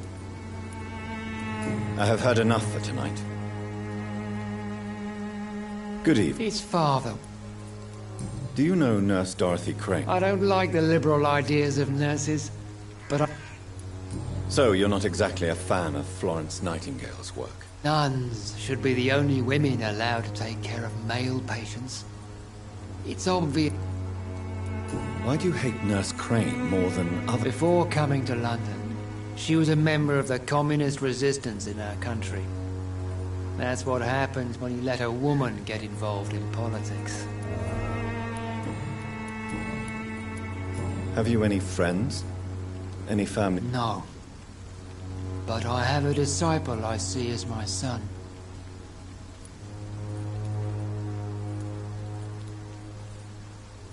Where did you send him? I sent Samuel to the Stonebridge Cemetery, where the pestilence and evil grows night after night. You sent him on some preaching crusade during the epidemic. As a true believer, Samuel will fear no evil while he walks through the valley of the shadow of death.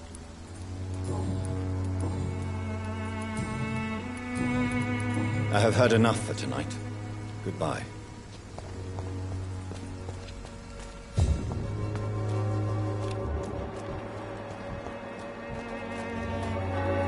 Excuse me, sir. Are you familiar with this part of town? Name's Clayton Darby, reporter. Sorry, I'm new to Whitechapel. But perhaps you could help me since you're a journalist. My name is Jonathan Reed. Dr. Reed, the famous surgeon. I'll gladly help if I'm able, sir.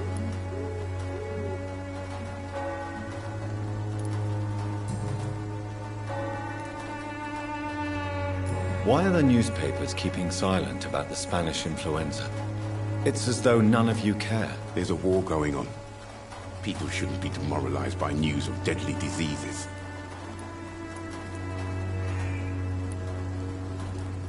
I served in France. Our top priority must be to put an end to this butchery. This war must stop now. Sir, streets are a battlefield too. An invisible and untold war is going on, and it must be stopped. What is a journalist doing in this borough after sunset? He goes where none of his colleagues would dare to go, to inform the country. So you risk your life to reveal the truth. I saw many reporters do the same during the war. Whitechapel is the crucible of so many untold stories and tragedies. I want people to know them. That's quite honorable of you. Not at all, sir. And that's why I'm an independent journalist, hoping to sell some stories. Have you any idea of the danger you... I've had to run and hide more than...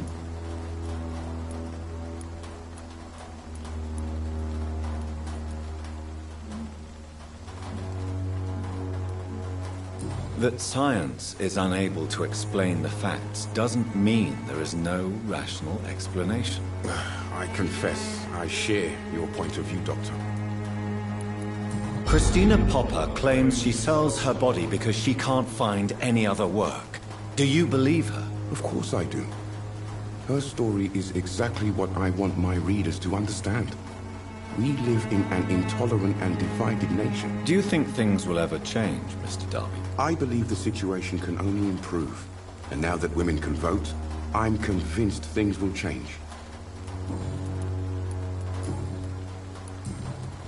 I heard you're investigating an underground medical dispensary in Whitechapel. What do you know about it? Not much, I'm afraid. They are wary of strangers, and I'm not really an acquaintance of theirs. Why do you care?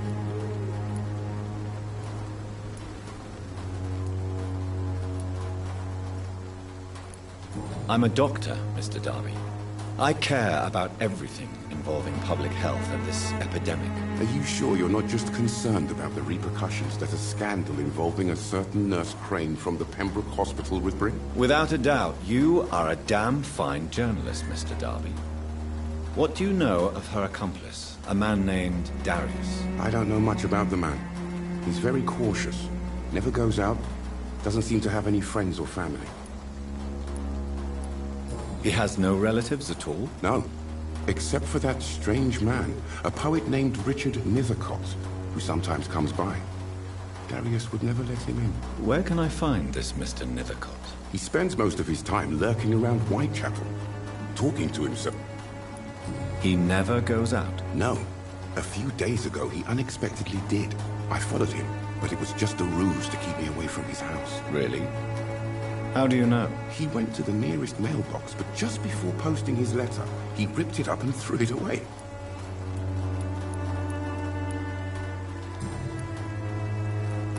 Goodbye, Mr. Darby. Farewell.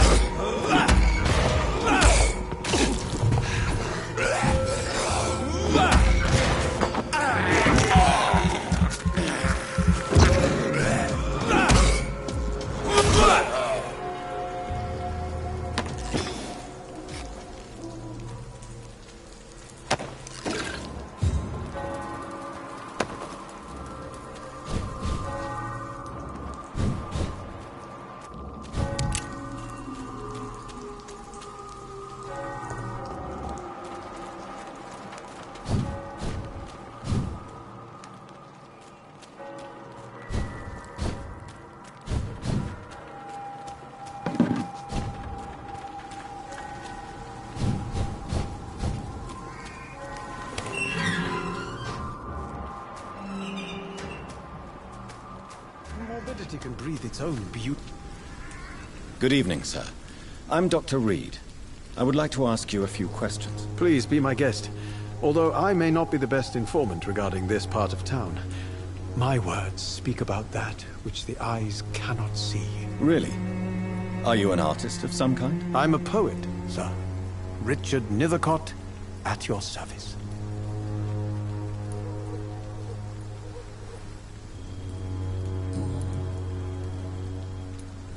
May I ask what you're doing at this hour of night, sir? Do you live here? Not at all. I'm just enjoying the pleasure of a quiet walk. Though night talks are always preferable, if you ask me. Especially with strangers.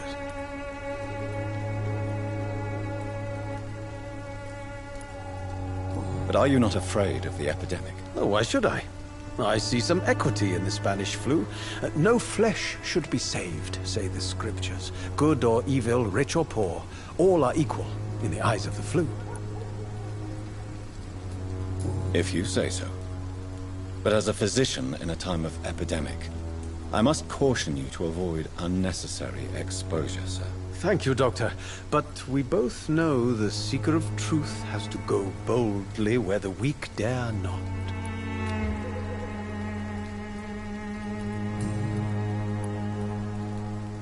What are your thoughts on the Terrible, you say? No. Of course, What are you talking about? Do you remember London before the flu?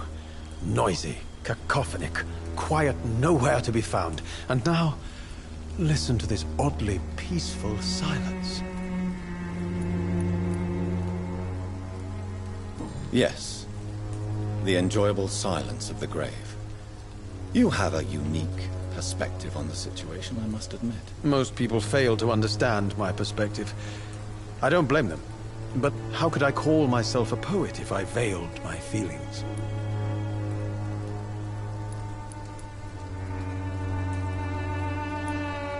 Are you aware that your life could be in danger in this part of town? But this is where I must be to feel the real beat of the city. I had to come, see it for myself, alone. I understand your need for solitude, but it's not safe around here. I don't care. I don't have many friends, Doctor, and my family despises me. If some misfortune came upon you, who would be here to help you? Well, you, for a start, my dear Doctor.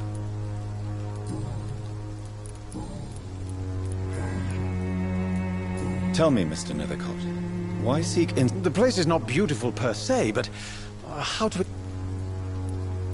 Do you not think it... On the contrary, sir. Whitechapel is full of life, full of beauty. What can you tell me about Camellia? Not much. And that's the beauty of it. She can't speak, you know. She's a locked mystery who exhales kindness and sweetness.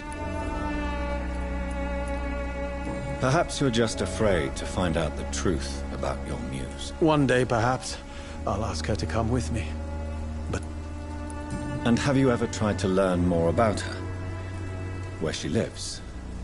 How she survives? Whom she may know? Maybe I prefer she remains an enigma. Reality can be so dull, don't you think?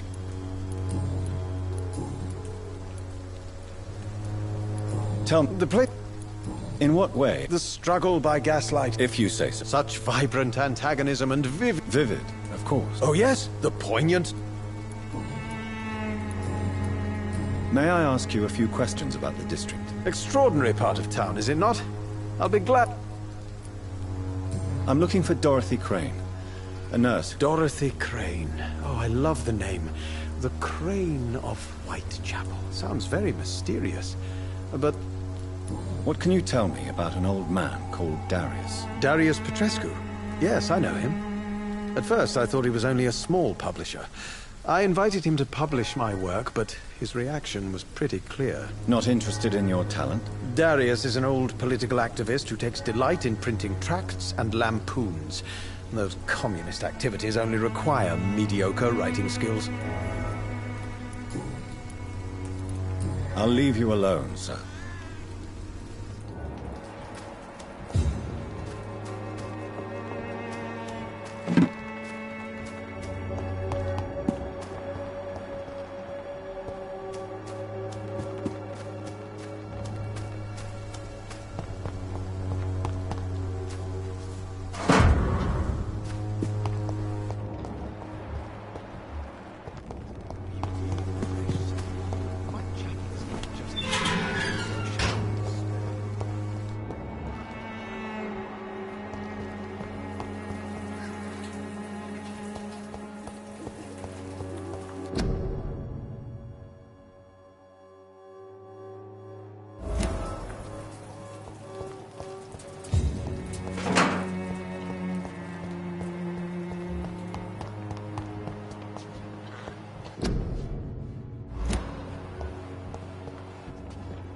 Good evening, miss. I'm Dr. Reed. I'd like to ask you a few questions. I know what you're thinking. A tall stranger who meets a girl in the street at night. It reeks of the penny dreadfuls. But I mean you no harm, truly.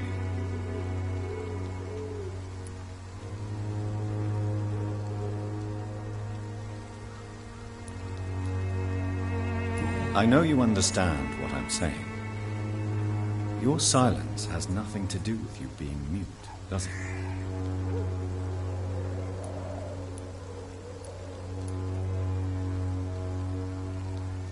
Tell me about Richard Nethercott. I understand he is quite fond of you, Camellia. Camellia, I know you work for Dorothy Crane. Please tell me about her secret dispensary. A stubborn and mute comrade. Nurse Crane and Darius Petrescu have been clever.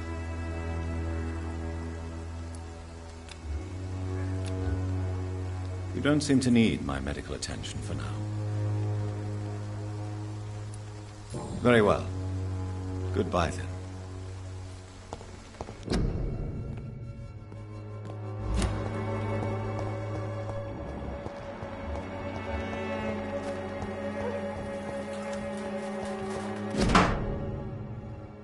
The content of Darius' letter to his children could give me more leverage to enter.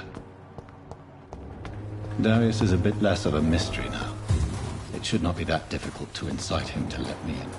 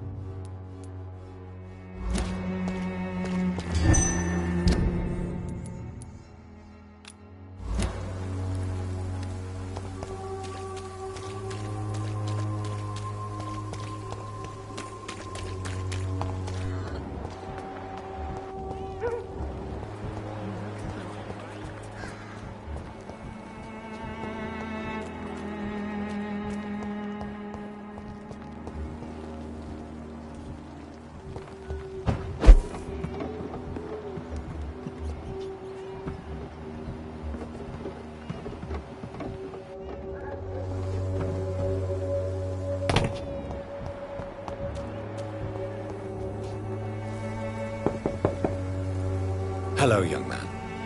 I'm Dr. Reed, and I would like to ask you a few questions. May I enter, please? Sorry, no, sir. My father does not like people entering our house, you see. Your father is worried about you, boy. He asked me to look for you. So my father actually worries about me then? Okay then. Come on in. I'm Harry, by the way. Even my dreams are soaked with glue.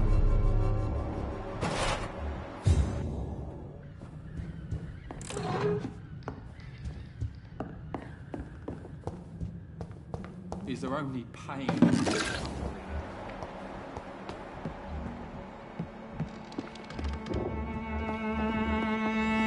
It's locked.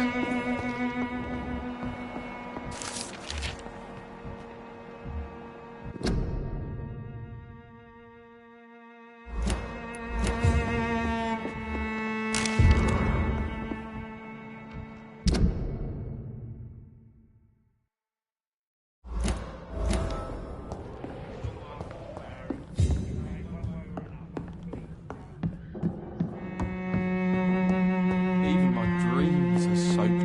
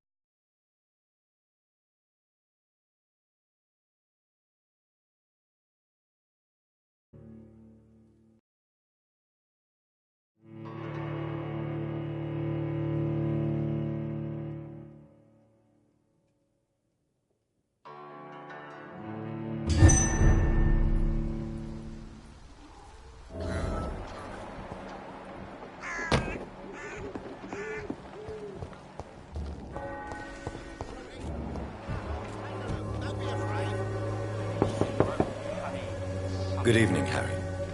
May I come in? Sure. Sure. Even my dreams are soaked with gloom. So, may I ask you a few questions? I'm not bothered.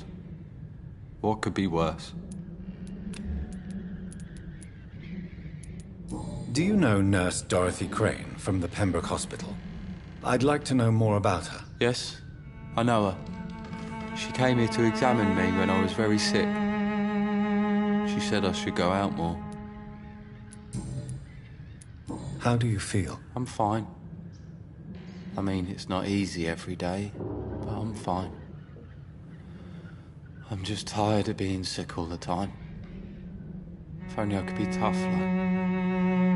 well, you know. Speaking of which, what can you tell me about your father? My father is an idiot who makes idiot things. That's all I have to say. Forgive my bluntness, young man, but you don't seem happy living in Whitechapel. Why should I? I never wanted to come here in the first place. It was my father's decision. And look around you. Does this look like a nice place to live?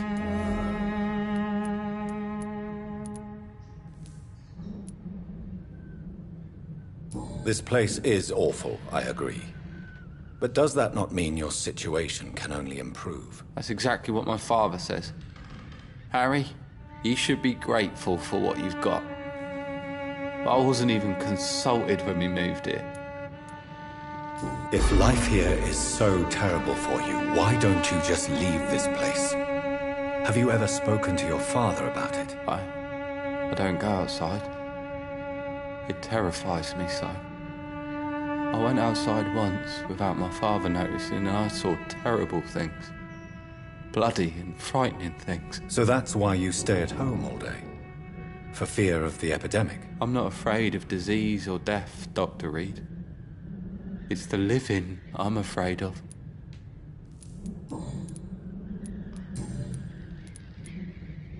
Your father and Mr. Lewis used to be good friends.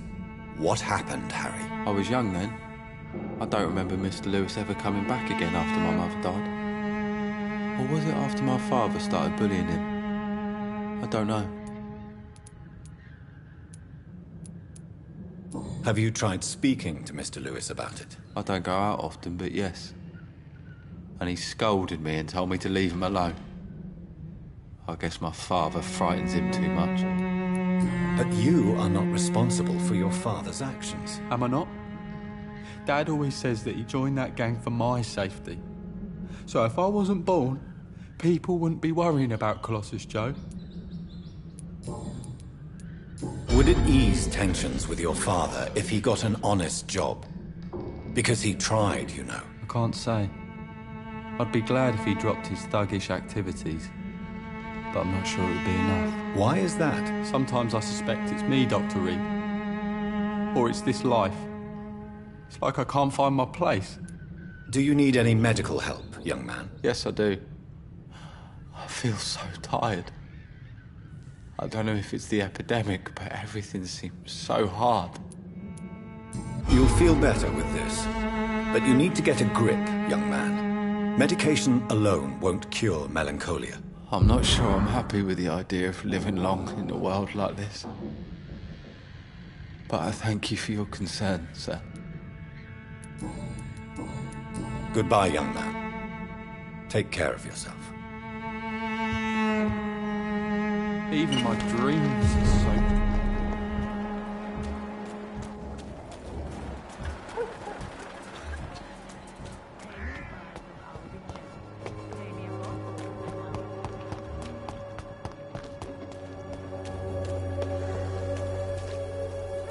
Good evening, Doctor. Can I help you? Do you need assistance? That would be nice of you, Doctor. Who knows what I may have caught during my investigation. If you persist in investigating the most pox-ridden boroughs of London, you must accept the risks. Thank you, sir. Goodbye, Mr. Darby. Farewell.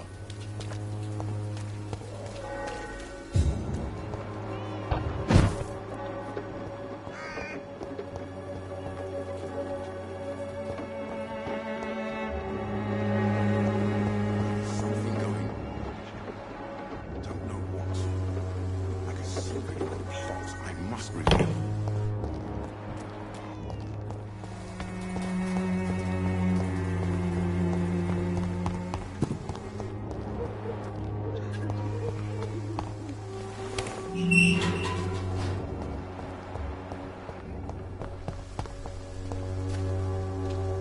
Good evening, Mr. Nithercott. And good evening to you too, my good sir. Can I be of any help?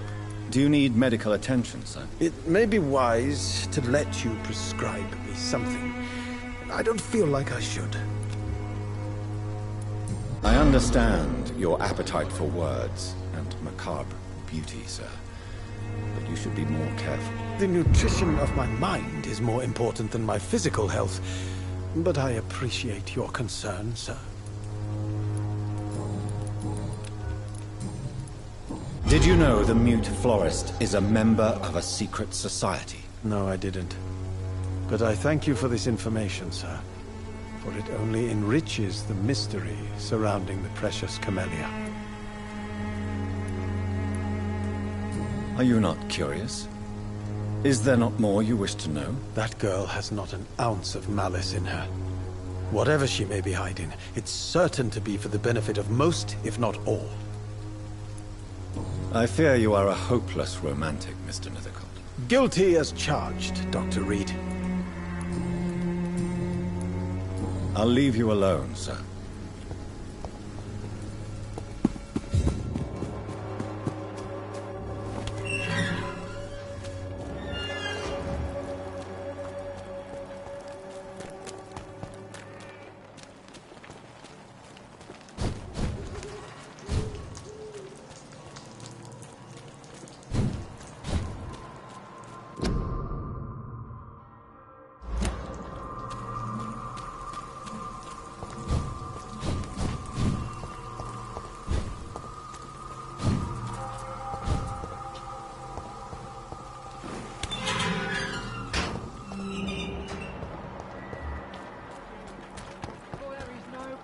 Against malevolence and trickery.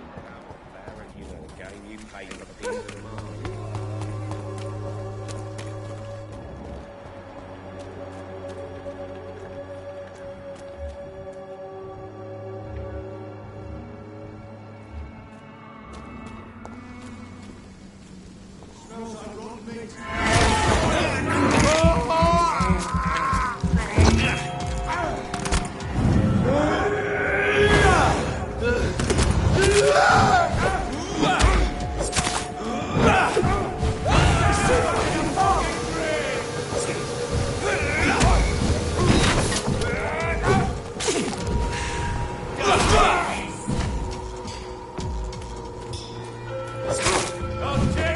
Killing's all you do.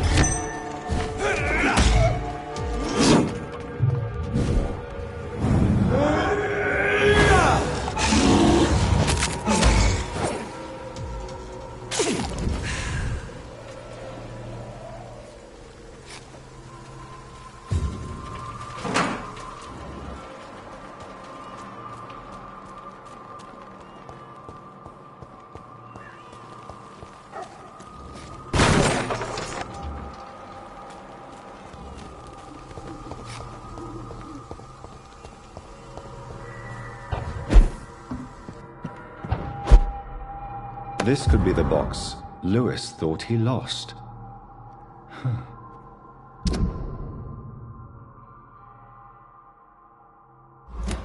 A love letter from Joe Peterson's wife, addressed to Barrett Lewis.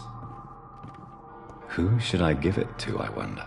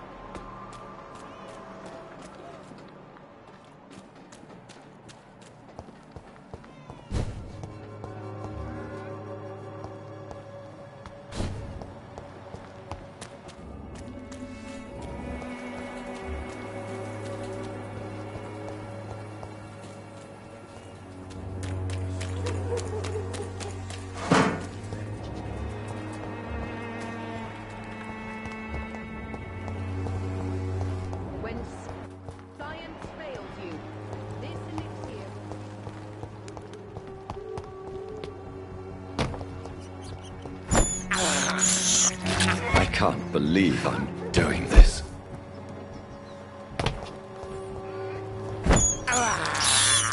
I have this thirst for blood.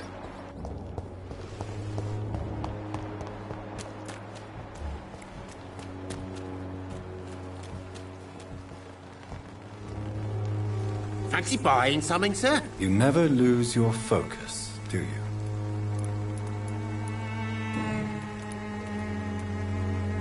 What do you know of Harry Peterson? The boy seems so fragile. Not like his father at all. Harry's a good boy, but he spends most of his time complaining. He's had it tough, all right, but he needs to grow a pair. What troubles him exactly? Well, despite being his father's son, almost everything, I think. He never wanted to come to Whitechapel in the first place. Hates this place more than most of us. Joe Peterson. He's the villain here, isn't he? But you seem to know each other. I'd known Joe for years. I saw him box once or twice. He was a friend then. But these days, he's just another thug. What can you tell me about Mr. Peterson? Besides his behavior toward you, obviously. Colossus Joe was a decent boxer, good one even. But after his wife passed away, he found every excuse to stop training. Just wanted to pick fights with everyone.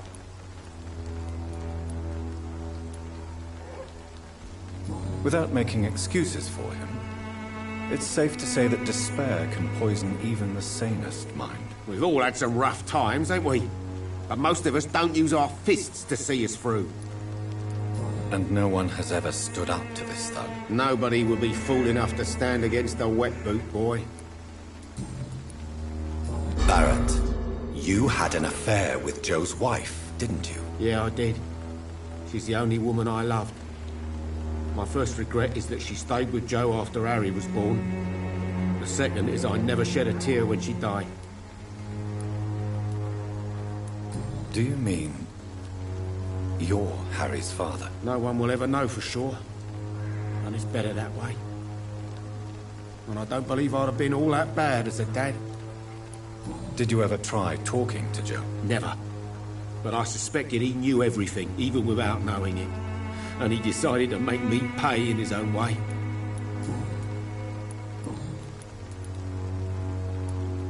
I found this box in an abandoned building nearby. I believe it belongs to you. Let's have a look. Yeah, this is mine.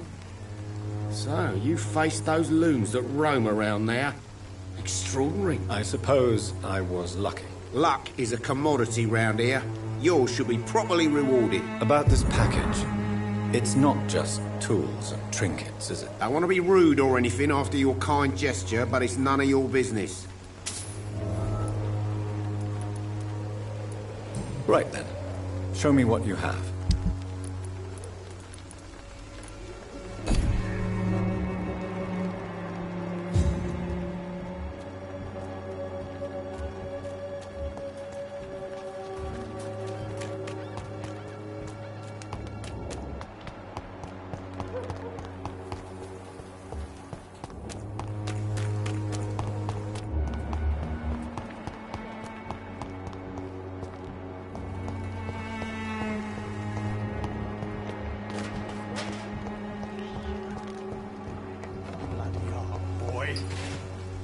How are you, boy? I'm not your boy.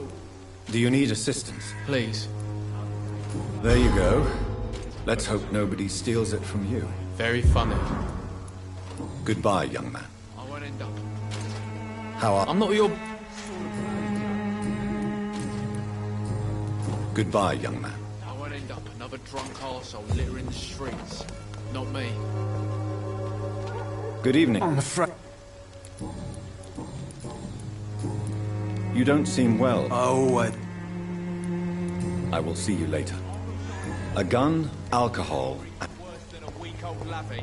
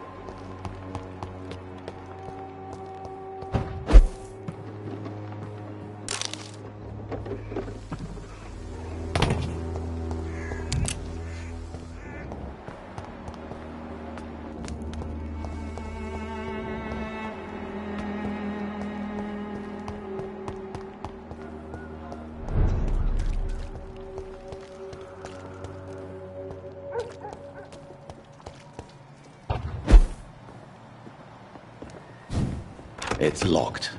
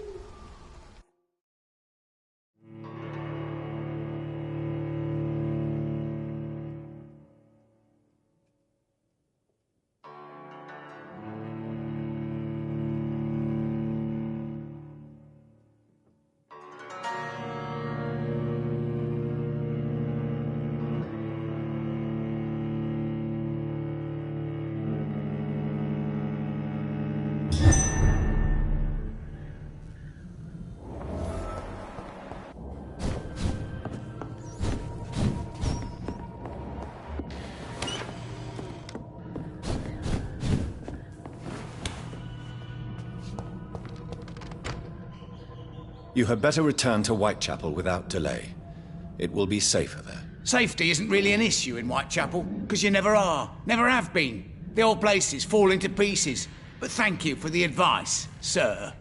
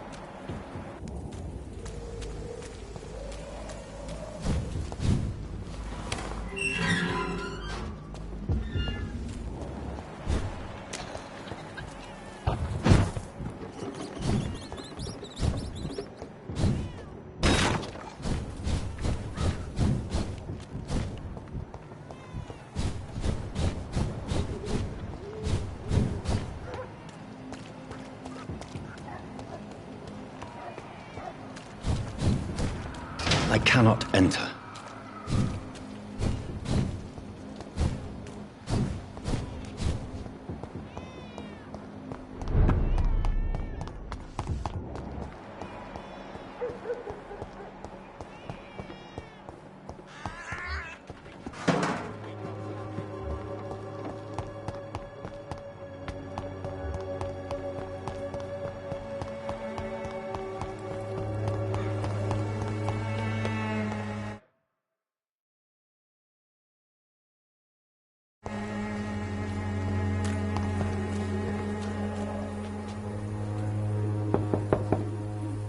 Mr. Petrescu, just 1 minute, please. You again?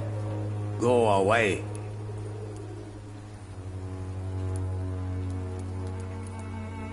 Sir, wait. Stop this nonsense. I know Nurse Crane is here.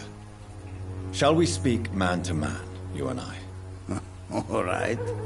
Speak up. Don't you see we're on the same side? We fight to help the poor, sick, and abandoned. I'm nothing like you, Mr. Doctor. Yes, you are. You too believe in providing medical care without charge. You know what we have to sacrifice to make the world a better place. I have to admit your words have conviction. All right, I'll let you see Dorothea. Don't make me regret this, though.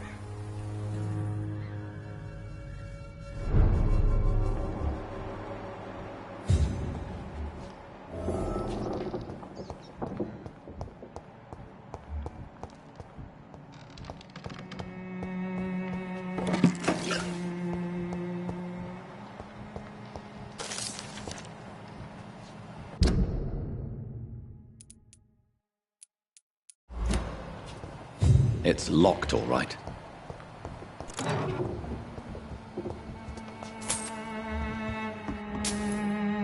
If you want to talk to Dorothea, you must go across the courtyard and take the stairs. We've not been formally introduced.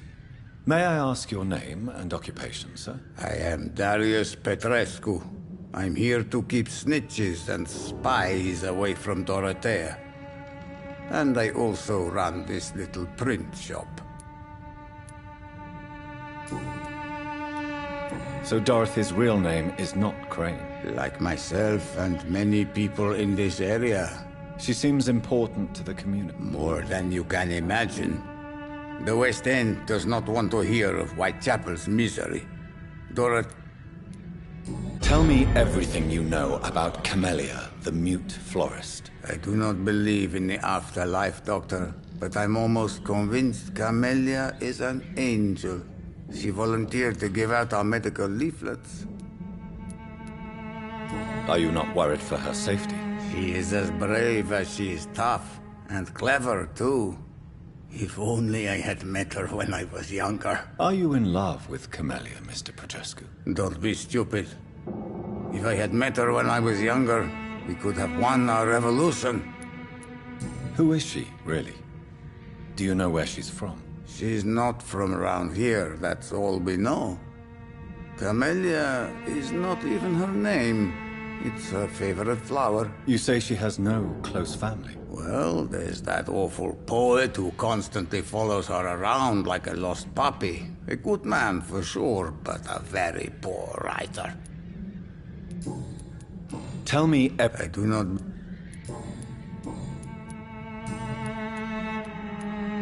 Do you have any family? Who knows? Don't be embarrassed, sir. It's quite awkward to talk about our families like... This war won't last. No. I know you fought for your country when it was occupied, Darren. I know my days are numbered, and I know I won't see my homeland again. But I fought for Romania all my life, and I will until my last breath. But Romania escaped the grasp of the Austro-Hungarian Empire. It's a free country again. It is not the country I fought for. My homeland is not appeased, Doctor. But I still see a dark future ahead for my people. How did you meet Nurse Crane? I'm her oldest friend in England. Dorothea and I... You mean occupied Romania, don't you? Really? Then perhaps you have more in common with Dorothea than meets the eye, Dr. Reed.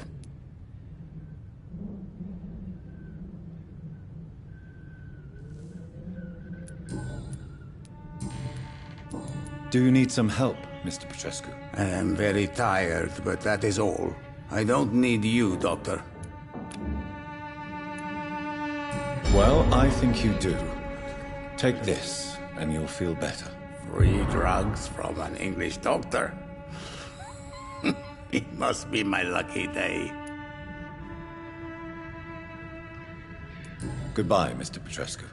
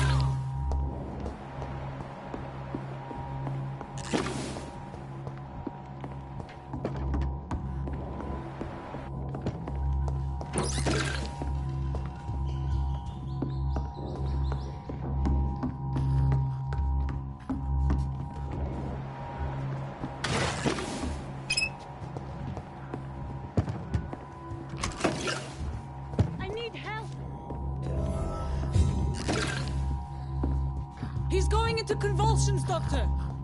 What do we have here, nurse? Patient Raz Van Vasily. High fever running on 3 days. Complaints of dizziness, muscle aches, and head pain. Diagnosed with influenza. Treatment? Aspirin and salicin for the fever and discomfort. Liquids for dehydration, but he's having trouble keeping even water down. Thank you, nurse. Anything else I should know? He did lose consciousness this morning, but he's never had convulsions like these. He's not convulsing, he's choking. He's not getting any air. Scalpel! Hand me that scalpel! What can I do, Doctor? It's too dangerous to operate with these convulsions. Sedative, nurse.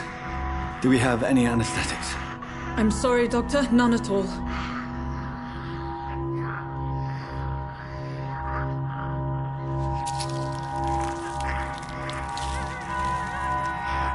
I need to perform a tracheostomy. Short pipe. That rubber tube will do. We're going to cut a passage for air through the neck. Yes, Doctor. He's breathing again, but he's coughing up blood. Internal hemorrhaging. I need to make another incision into the chest cavity to drain the fluids from the lung. Prepare another tube. A thoracostomy? Doctor, we've nothing to fight the infection. We need an aseptic environment. Right then, Nurse Crane. What do you suggest we do? I've no idea. I'm not the doctor. Time is of the essence. We need to perform a thoracic drain. Yes, Doctor.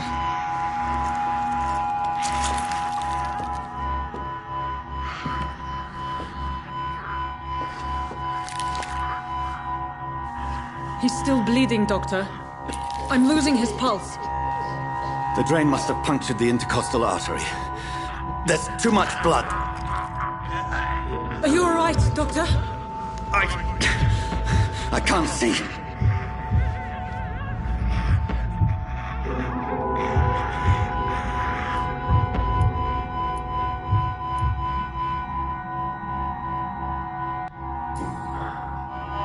I must first suture the artery.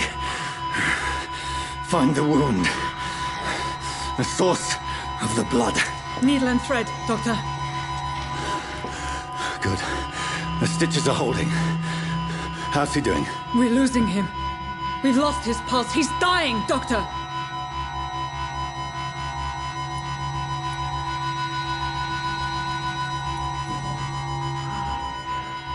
A dose of epinephrine, now. Yes, Doctor.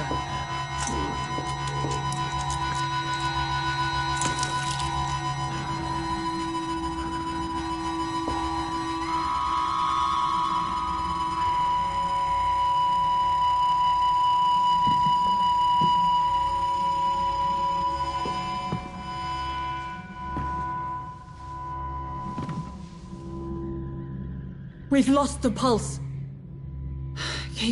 He's gone, Doctor. Nurse, we did everything we could. Truly? Everything you could. Is that how you'll report this in your log?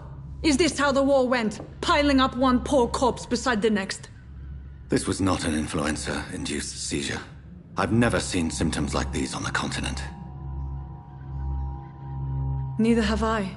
But the previous symptoms leading up to this attack were the same, indistinguishable from the epidemic. No. There was something more vile in these reactions. Something primitive. There have been numerous reports of mental breakdowns caused by the fever that accompanies the flu itself, Doctor. Yes, but... I'd best take some samples of the blood for analysis.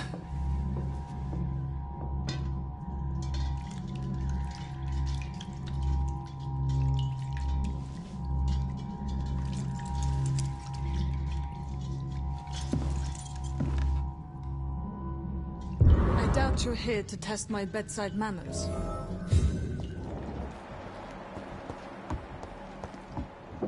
It's locked. I suspect it was more than intuition alone that led you to us. So, how might I be of service, Dr. Reed?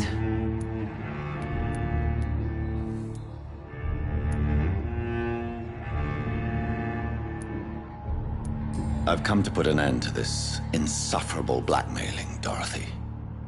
Doctor, you think your warnings scare me? I've stolen and plied, blackmailed and lied, but what else am I to do? I'm all these people have. But why Lady Ashbury? Why her, of all people? She's pristine and proper, all right. But that she-wolf in sheep's clothing murders the poor for sport. I have her where she belongs, and I'll milk her for all she's got. Dr. Swansea is a sensible and honest man. He wouldn't have refused your friend's care at Pembroke. It's easy for you to say, Doctor.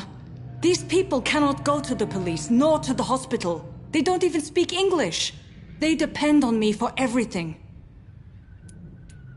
So, the end justifies the means. Is that your defense? I know you're kind, Doctor. Just another fine-heeled, silver-spooned gentleman who was given the world on a platter. You know nothing of poverty.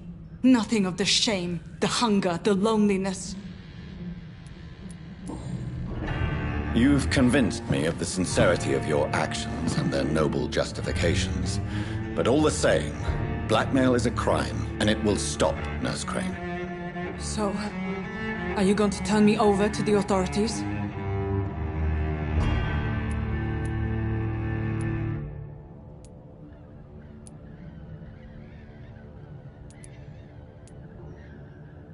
Listen very carefully, Dorothy. You will erase from your memory everything you pretend to know about Lady Ashbury and Pembroke Hospital. Let that rich bitch off the hook over my dead Nurse body. Crane, enough. Listen as if your life depended on every word. I know you've a generous heart who gives freely to those in need, but you shall walk away from the shadier streets of your business. I will never abandon... Dorothy, the discussion has come to a close. Your clandestine activities in the Resistance are over. Let it go. I'll let it go. Yes. All gone.